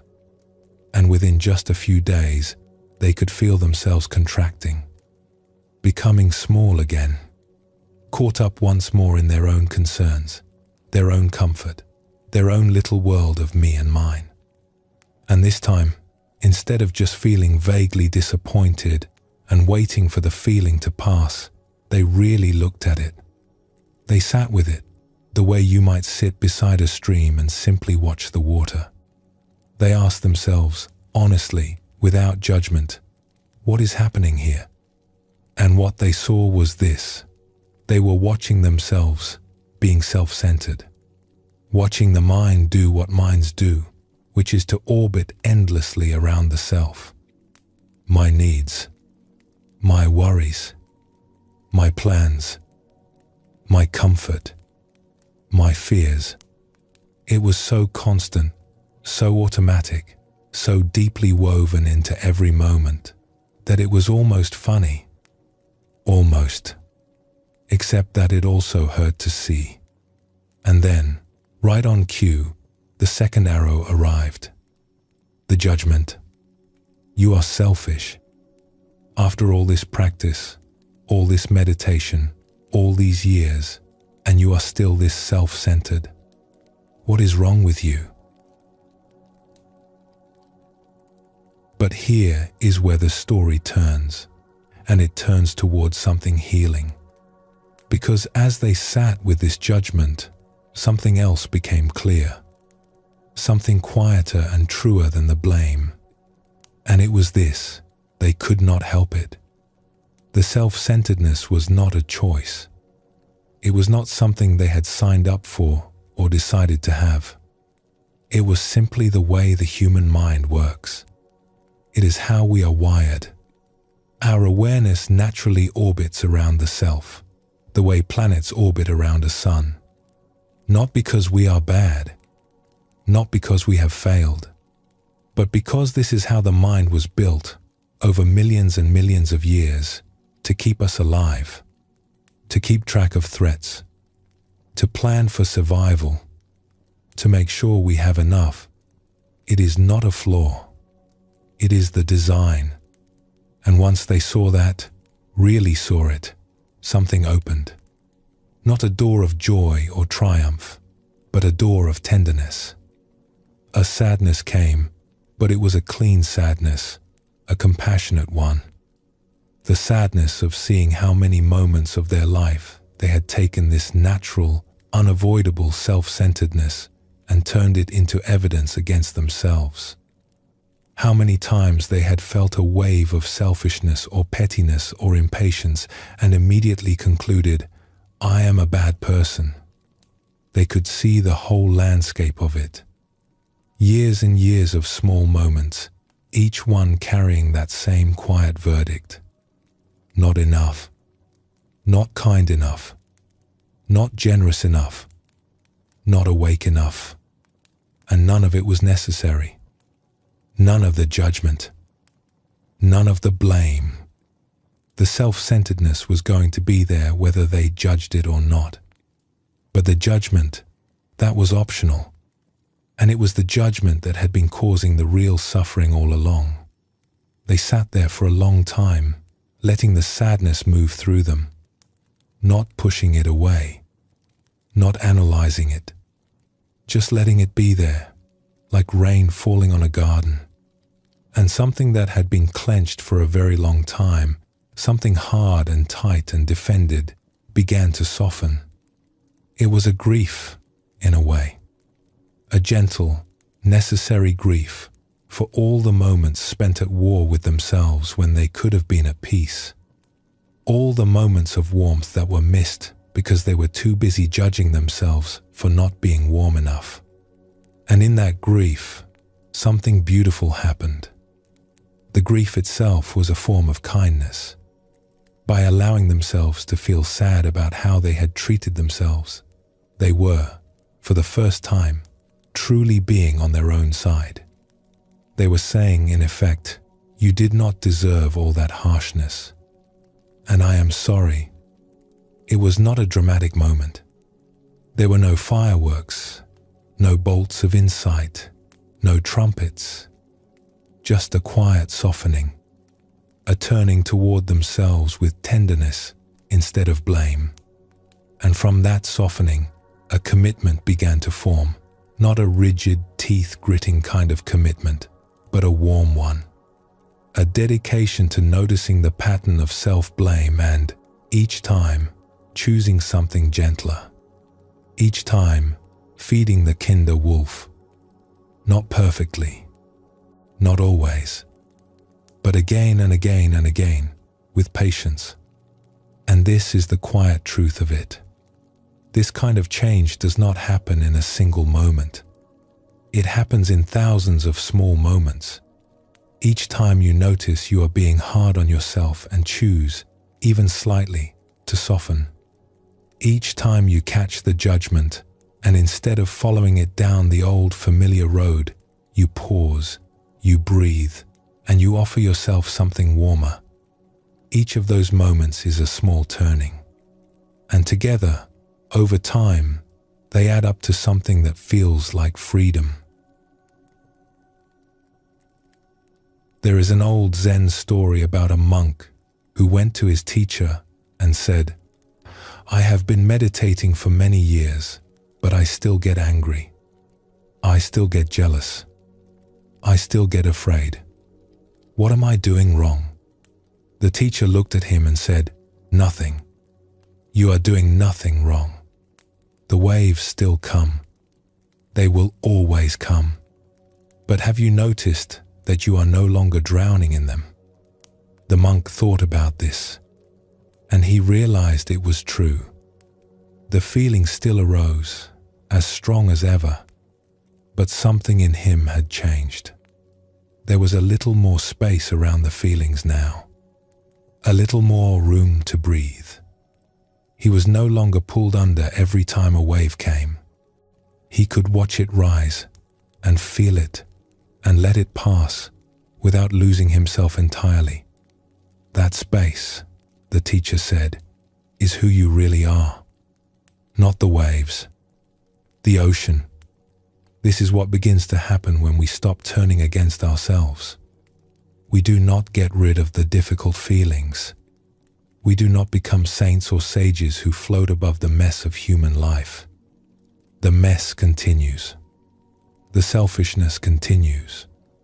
The impatience and the pettiness and the wanting continue.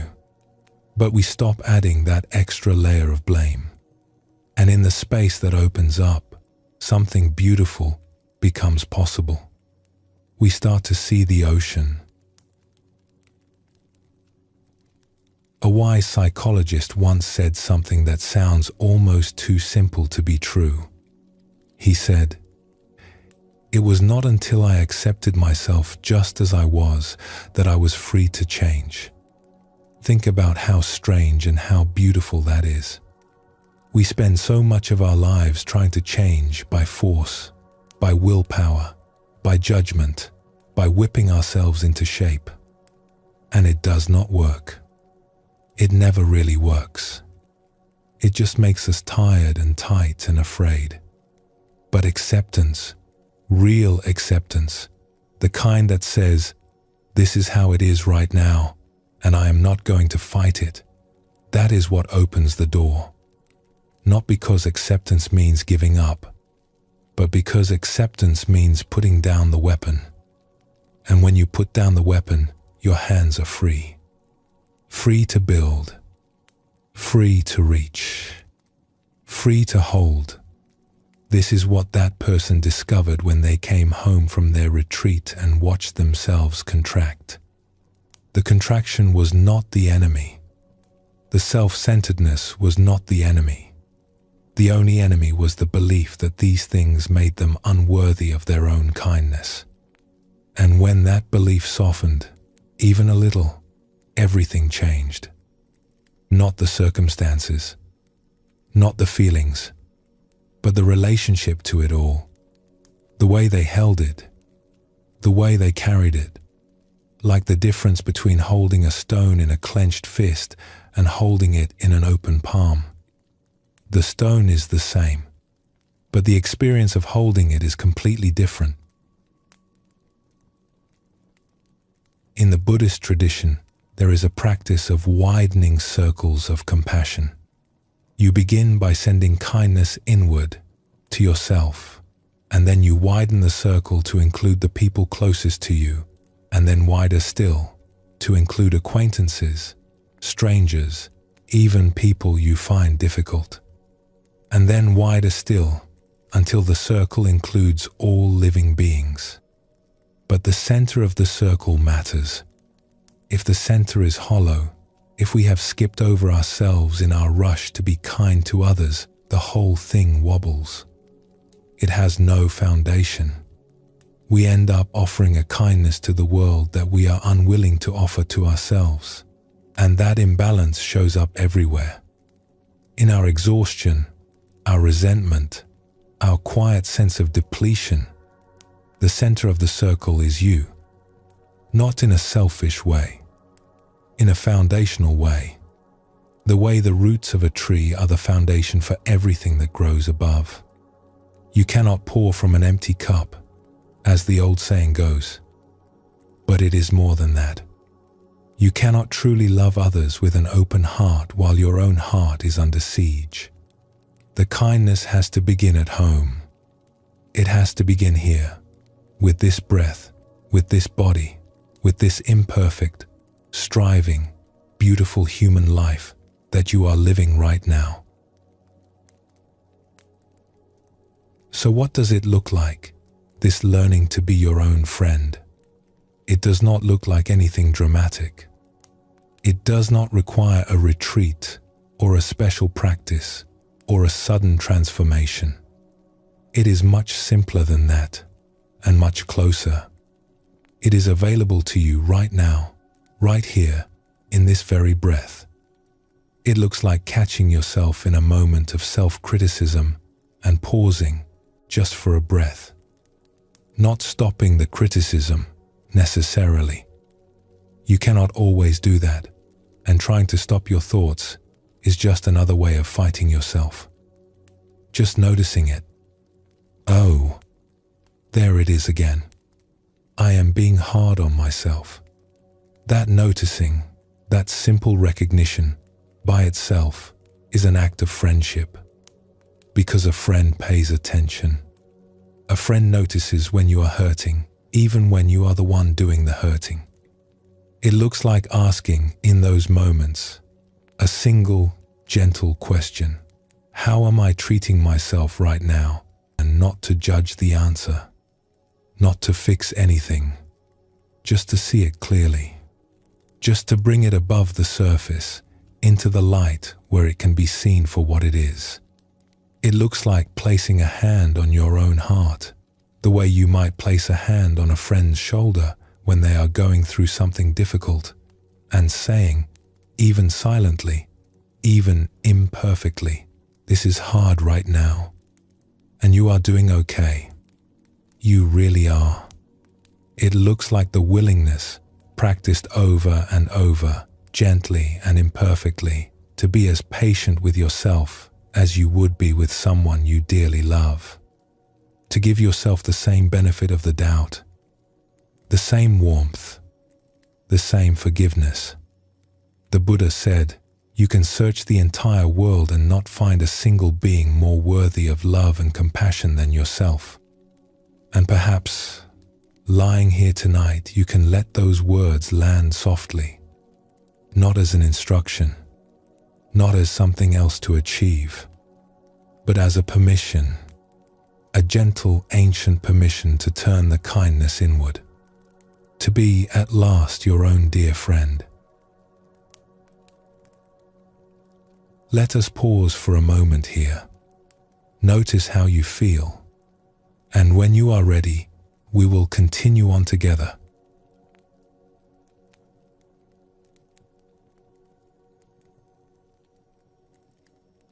Sometimes the most important change in our life begins with the smallest agreement. A quiet yes spoken to ourselves. A willingness to try something different, even when we are not sure it will work. Even when everything in us says, but what if it does not? The old Zen teachers had a saying, leap and the net will appear. It is not a promise that things will be easy. It is a reminder that sometimes the only way to discover what is waiting for us is to stop holding back and allow ourselves to fall into something new. Tonight, as we move deeper into this quiet evening together, let us explore what it looks like when someone makes that leap, when they say yes to treating themselves differently, even just for a little while, and discover that on the other side of their fear is something they did not expect.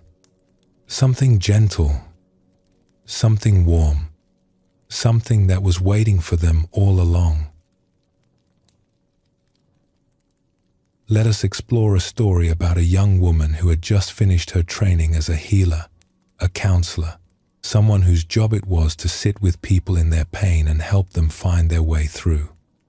She had studied for many years. She had read books and attended lectures and practiced under the guidance of experienced teachers. She was bright and thoughtful and deeply empathic, the kind of person who could feel what others were feeling almost before they said a word.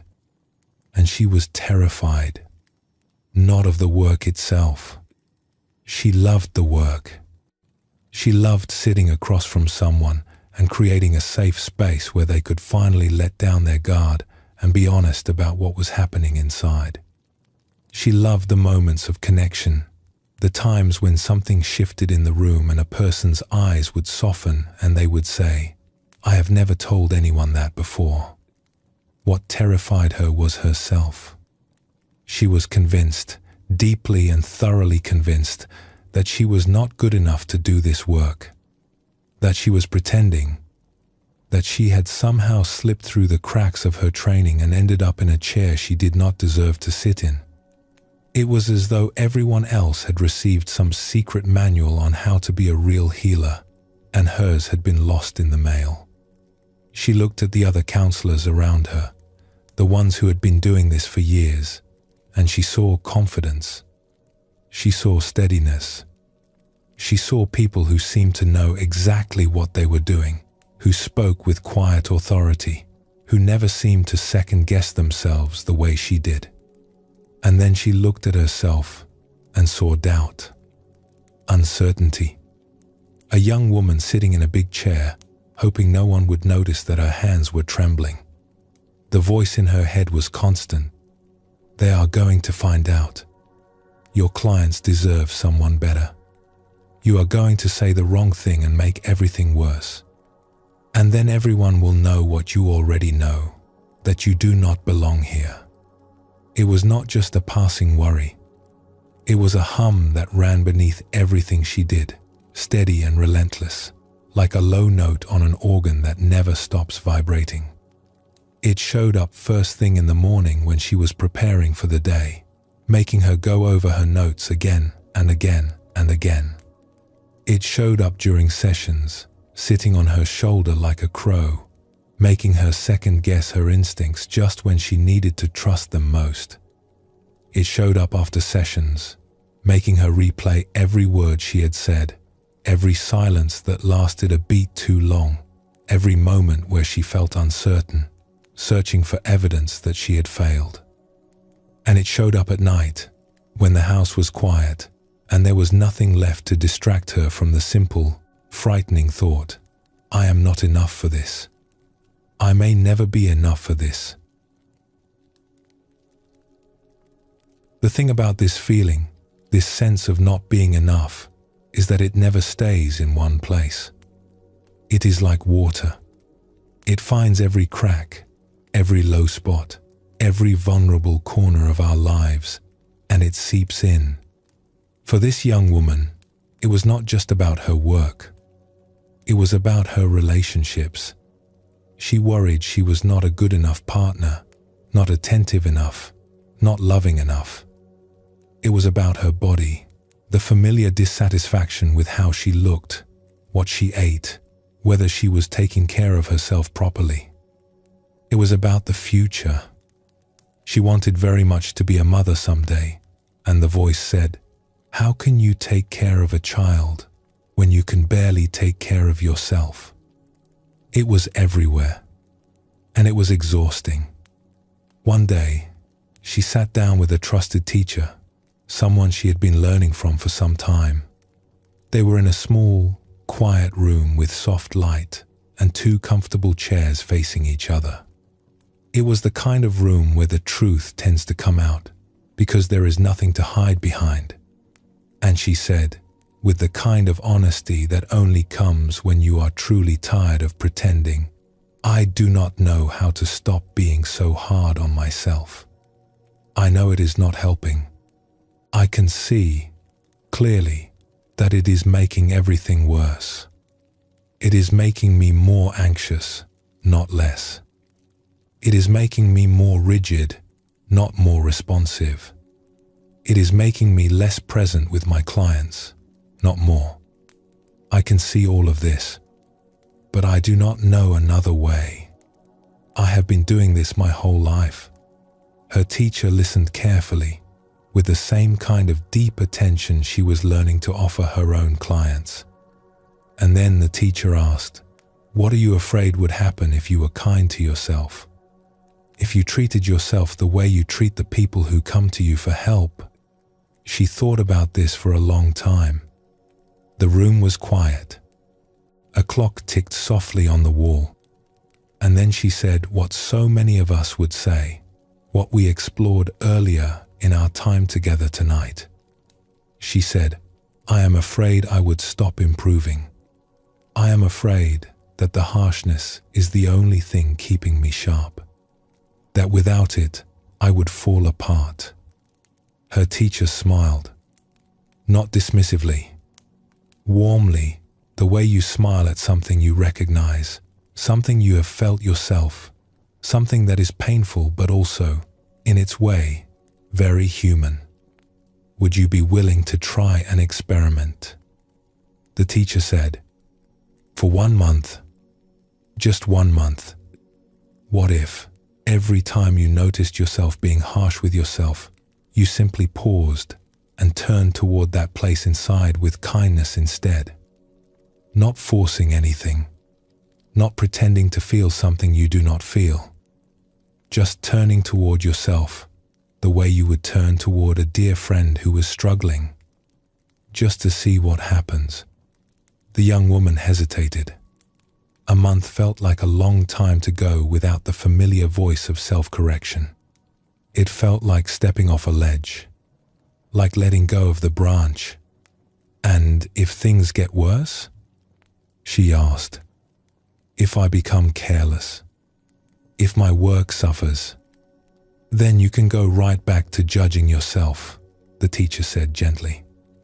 "I promise the judgment will still be there if you want it.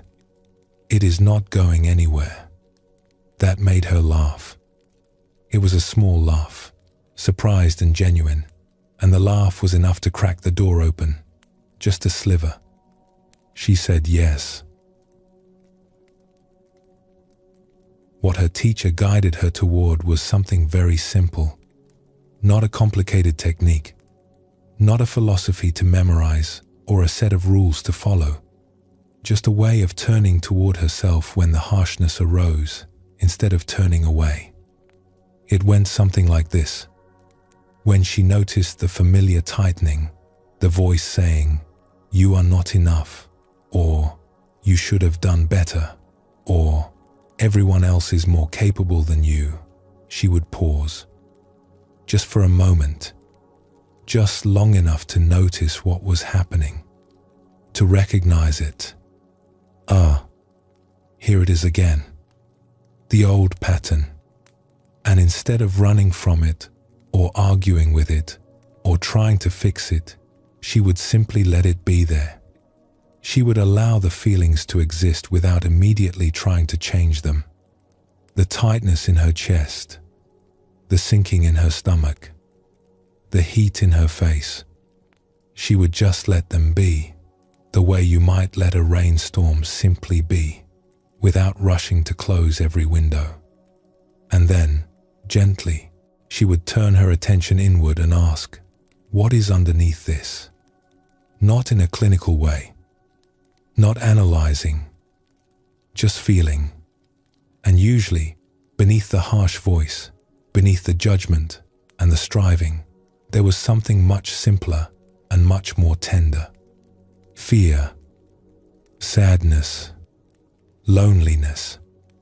A young part of her that just wanted to be told that she was okay.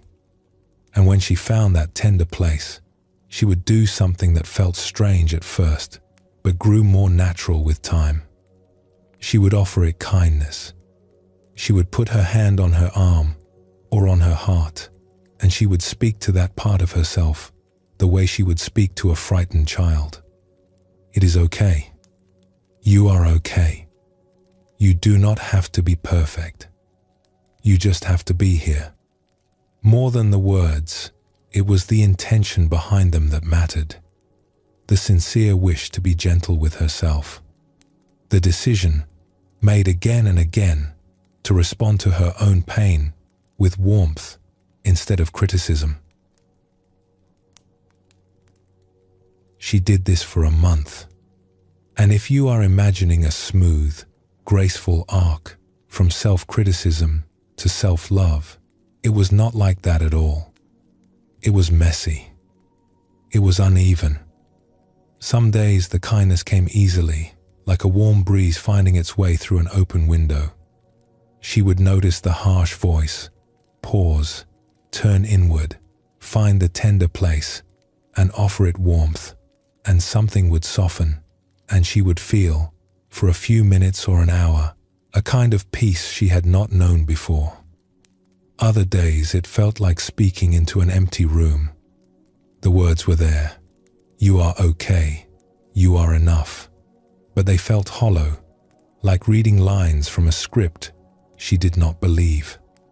The old habits were too strong, the grooves too deep, and the harsh voice would run unchecked for hours before she even noticed it was there. On those days, she would sometimes catch it only at night, lying in bed, and think, I forgot again. I spent the whole day beating myself up and I did not even notice. And then, on those nights, the voice would try to turn even that into blame. You cannot even do the kindness practice right. What is wrong with you? But she had been warned about this. Her teacher had told her, gently, that the practice is not about doing it perfectly. It is about doing it again, and again, and again. Each time you notice, each time you pause, each time you choose warmth over harshness, even clumsily, even half-heartedly, something is shifting. Something beneath the surface, too subtle to see, is slowly, quietly rearranging itself. So she kept going. Not perfectly, not gracefully, just persistently. The way a river keeps going, not because it has a plan, but because that is what rivers do. And something began to shift. It was subtle at first.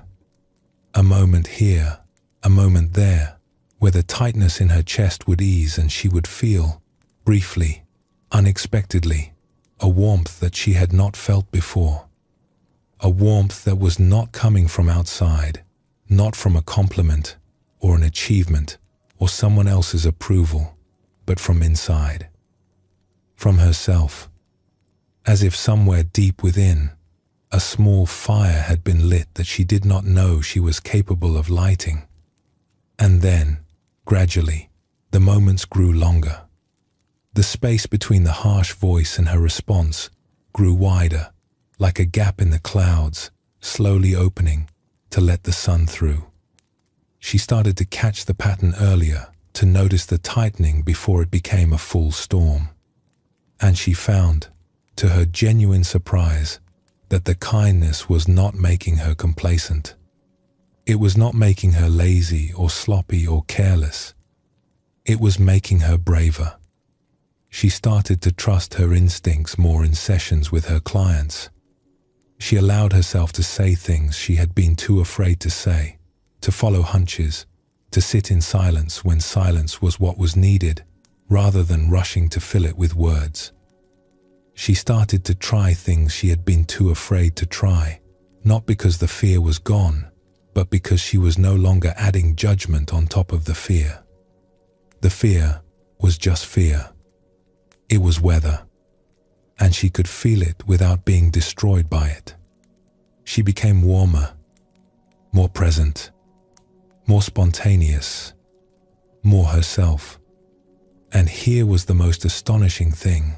the very qualities she had been trying so hard to manufacture through self-criticism, the confidence, the steadiness, the genuine warmth, were now arising naturally, on their own, because there was finally room for them. The constant pressure of not enough had been taking up so much space inside her that there was no room left for her own goodness to come through. And when the pressure eased, even a little, the goodness was right there, like sunlight pouring through a window that had finally been unshuttered. It had always been right there. She had just never let it in. At the end of the month, she sat with her teacher again, and her teacher asked, "How has it been?" She was quiet for a long time. Then she said, "I think you tricked me." "How so?" "Because a month is not enough. This is not a month-long thing. This is a life thing." Her teacher smiled. "Yes, it is. But," she said, and there was something new in her voice, something lighter, something that had not been there before. "I think the commitment itself is what is changing things. Not that I am doing it perfectly, just that I keep choosing it. I keep turning toward myself instead of against myself. And that is letting me feel like I could actually love my life." And then her teacher asked one more question. "If you really trusted who you are, deep down, beneath all the doubt and the judgment, who would you be?" She opened her eyes, and there was a twinkle in them, a brightness, the look of someone who has glimpsed something precious and knows it is real. "I would be a really good mother," she said. And what was so beautiful about that answer was that she was already being one. She was mothering herself. She was learning to hold herself the way a good mother holds a child, with patience, with warmth, with the steady reassurance that says, "You are okay. You are safe. I am here." And that is what kindness does. When we learn to offer it to ourselves, we become a source of it for everyone around us. Not a strained, effortful kindness that comes from obligation, but a natural, overflowing kindness that comes from fullness. The way a spring gives water, not because it tries, but because it is full. A poet once wrote words that seem to speak directly to this, to all of us who hold back from our own lives because we believe we are not ready. She wrote about the moment of choosing to step through the door, even when we feel unworthy, even when our motives are not pure, even when we are afraid, even when every voice inside says, "Not yet, not you, not now." She asked, gently, "Why do we wait? Why do we hold back from our own awakening? Why do we stand at the threshold and refuse to cross? Is it because we believe we are not ready, not good enough, not whole enough, not healed enough?" And then she said something that cuts through every excuse, every hesitation, every carefully constructed reason we give for staying small and staying safe. She said that perfection is not a requirement for anything except pain. That the stories we tell ourselves about our separation and our failure are just that, stories. And that the only moment we have to be whole is this one. Right now. Not when we have fixed ourselves. Not when we have earned it. Not when we have become the polished, shining version of ourselves that exists only in our imagination. Now, just as we are, with everything we carry, now is the moment. This is the day. These words are not about striving. They are not about trying harder. They are about the deepest kind of permission. Permission to stop waiting for a version of yourself that does not exist. and will never exist, because the whole point is that you do not need it. Permission to be here, fully, just as you are, with all your tender imperfections, your unfinished edges, your messy humanity, and to know that this is enough, that you are enough, that you have always, always been enough. The old Zen teachers called this your original face, the face you had before you learned to be afraid of it, before the judgments piled up like snow, before the walls were built, before you learned what you were supposed to look like and spent all your energy trying to match it. Your original face is still there. It has always been there, beneath the layers, patient and luminous and whole, like the moon behind the clouds on a winter night.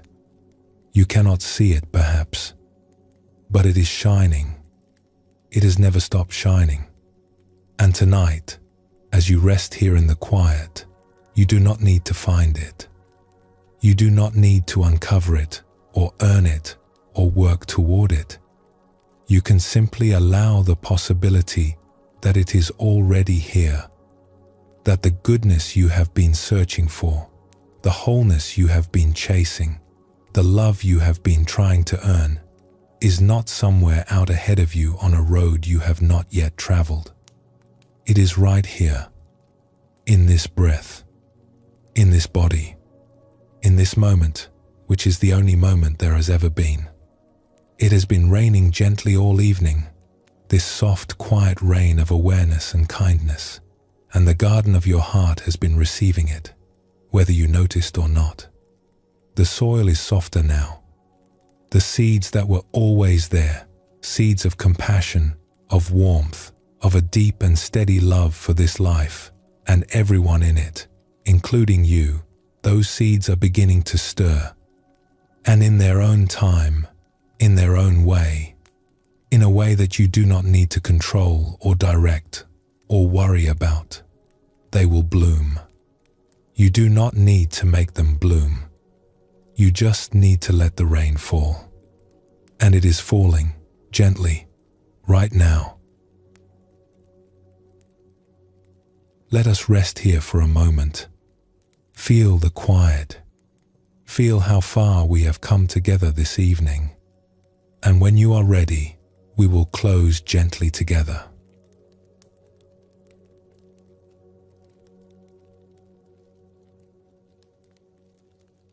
There is a story told in the Zen tradition about a teacher who gathered her students one evening under a wide, clear sky. The moon was full and bright, hanging low over the mountains, so close it seemed you could reach out and touch it. The teacher pointed up at the moon and said, "What do you see?" One student said, "I see a moon that is perfectly round." Another said, "I see a moon that is bright and beautiful." A third said, "I see light." The teacher nodded. Then she said, "Now look at the surface. What do you see there?" The students looked more carefully, and they began to notice what they had overlooked at first. The moon was not smooth. It was covered in shadows and textures, dark patches and pale craters, rough places and uneven edges. Up close, it was full of what you might call imperfections. And yet, the teacher said softly, it is still the whole of the moon. Every shadow, every crater, every rough and uneven place is part of what makes it the moon. Take any of it away, and it would not be the moon anymore. It would be something less. She paused, and the student sat in silence, looking up. "You are like this," she said. "Your rough places, your shadows, the parts of yourself you wish were different, they are not separate from your beauty. They are part of it. You are already the whole of the moon."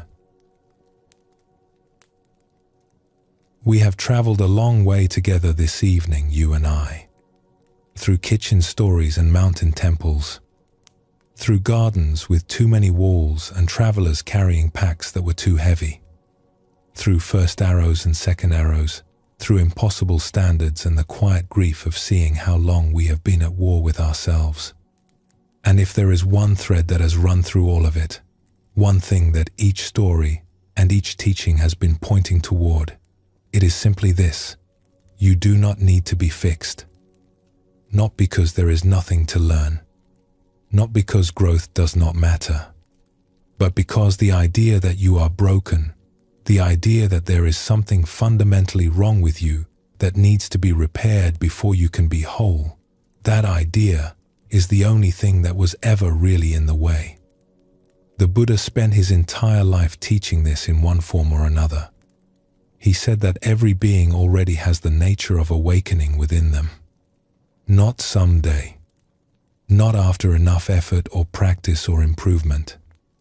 Already. Now. The way a seed already contains the tree. The way the moon already contains its light, shadows and all. And the Zen masters, in their own direct and sometimes playful way, said the same thing. One ancient teacher put it like this: from the very beginning, all beings are Buddha. Like water and ice, without water no ice, outside us no Buddhas. What he meant is that what we are looking for is not somewhere else. It is not in a better version of ourselves that we have not yet become. It is here.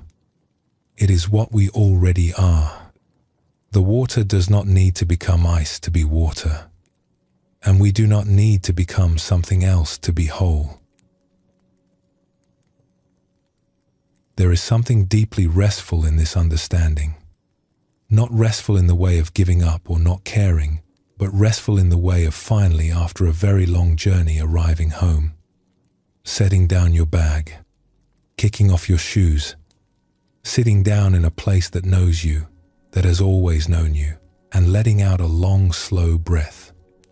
Because the truth is, the striving itself is what makes us so tired. Not the living, not the loving, not the working or the creating or the caring for others. Those things can be tiring in the way that good, honest work is tiring, the kind of tired that feels earned and satisfying.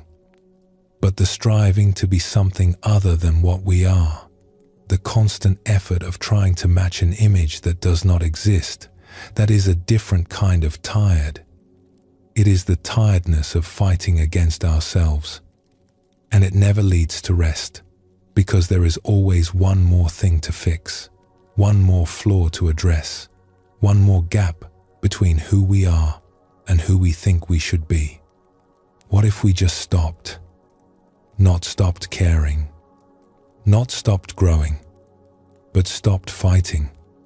What if we let this evening, this quiet time we have spent together, be a kind of permission? Permission to be here, just as you are. Permission to have the feelings you have. Permission to be imperfect in all the ways you are imperfect, and to let that be okay. Not just tolerable, not just acceptable, but actually genuinely okay. Because you are the whole of the moon, every part of you. Let us explore one last small story before we rest.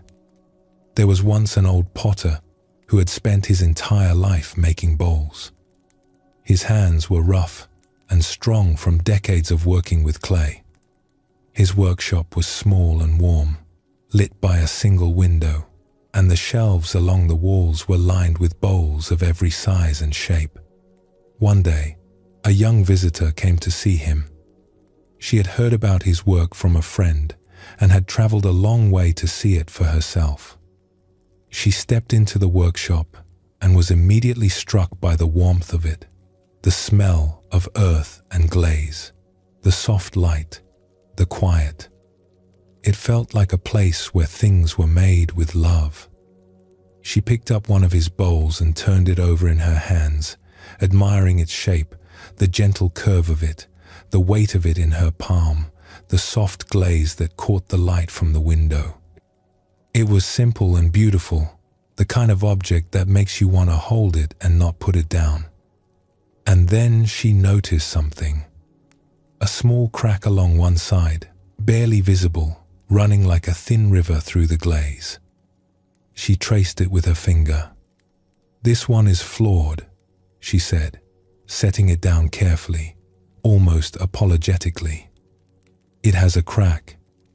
The old potter looked at her. Then he picked up the bowl, gently, the way you might pick up a sleeping bird, and held it in his weathered hands. He ran his thumb along the crack, slowly, the way you might trace a familiar path on a map. "Yes," he said, "this is one of my favorites." The young woman was confused. "But it is cracked," she said. "It is not perfect." The old potter smiled, a smile that held many years of making things and watching them break and learning what to do next. "In my tradition," he said, "we have a practice of repairing broken things with gold. We do not try to hide the crack or pretend it never happened. We fill it with something precious so that the place of mending becomes the most beautiful part of the whole piece. The crack is not something to be ashamed of. It is not a failure. It is where the light gets in. It is where the gold lives." He turned the bowl slowly in the late afternoon light, and the young woman saw it then. The thin line of gold running through the glaze, catching the sun, glowing softly, almost alive. It was, she had to admit, the most beautiful part of the whole bowl. More beautiful than the smooth, unbroken glaze on either side. More beautiful because it told a story. Because it was honest. Because it did not pretend to be something it was not. "We are like this," the old potter said quietly, setting the bowl gently back on the shelf. "Our cracks, our breaks, our places of mending, they are not what make us less. They are what make us real. They are what make us ours. And real, my dear, is far more beautiful than perfect ever was." This old practice of mending with gold has been cherished for centuries, and it holds, in its simplicity, everything we have been exploring tonight. The idea that our broken places are not evidence of failure. They are not things to be hidden or ashamed of or covered over with walls. They are the places where something precious can come through. They are where the light enters. And you have so many of these places. Every mistake you have made, every time you have fallen short, every moment of struggle and doubt and fear, these have all left their marks on you. And those marks are not ugly. They are the map of a life fully lived. They are the evidence of a heart that has been open enough to feel, brave enough to try, tender enough to be hurt. You would not trade any of it, not really, because all of it has made you who you are tonight. This person, lying here, listening, breathing, resting, this beautifully imperfect, endlessly whole, golden cracked, incomparably alive human being. So as the evening settles in around you and the quiet deepens, you might let yourself rest in this. Not in an idea, not in a teaching, but in the simple, warm, direct experience of being here, of being you, of being enough. The Buddha's last words to his students were, "Be a light unto yourself," not someone else's light, your own, the light that has been shining quietly inside you this whole time, through every season of your life, through every difficult day and every sleepless night and every moment of doubt. It has never gone out. It cannot go out. It is what you are. And tonight, you can rest in that light. You can let it hold you. You can let it warm you from the inside the way a candle warms a room, not by burning brightly or proving anything, but simply by being lit. You are enough. You have always been enough. And you can rest now. Let the breath be soft. Let the body be heavy. Let the mind grow still, like a lake at dusk, reflecting whatever is above it, without effort, without trying, without needing to be anything other than what it is. You are the whole of the moon, and you are beautiful.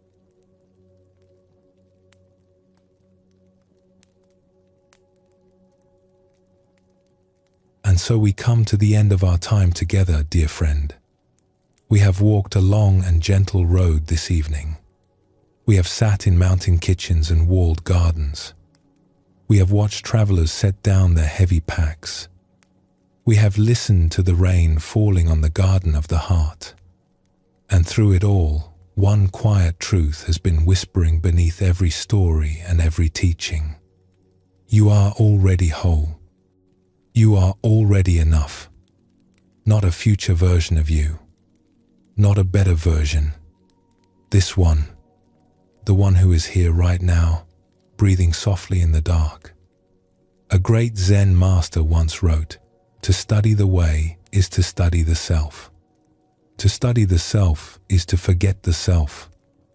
And to forget the self is to be at home in all things."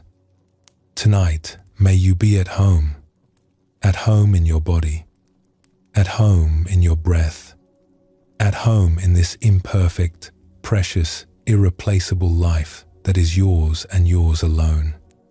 May you carry with you, into sleep and into the morning that follows, even a small taste of the freedom we touched tonight. The freedom of being without anxiety about non-perfection. The freedom of knowing that the biscuits of this moment, your biscuits, are more than enough. May you sleep deeply. May you sleep peacefully.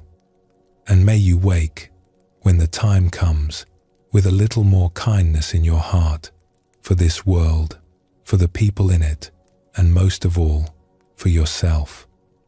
Sleep well, and thank you for joining us here at Sleepy Monk.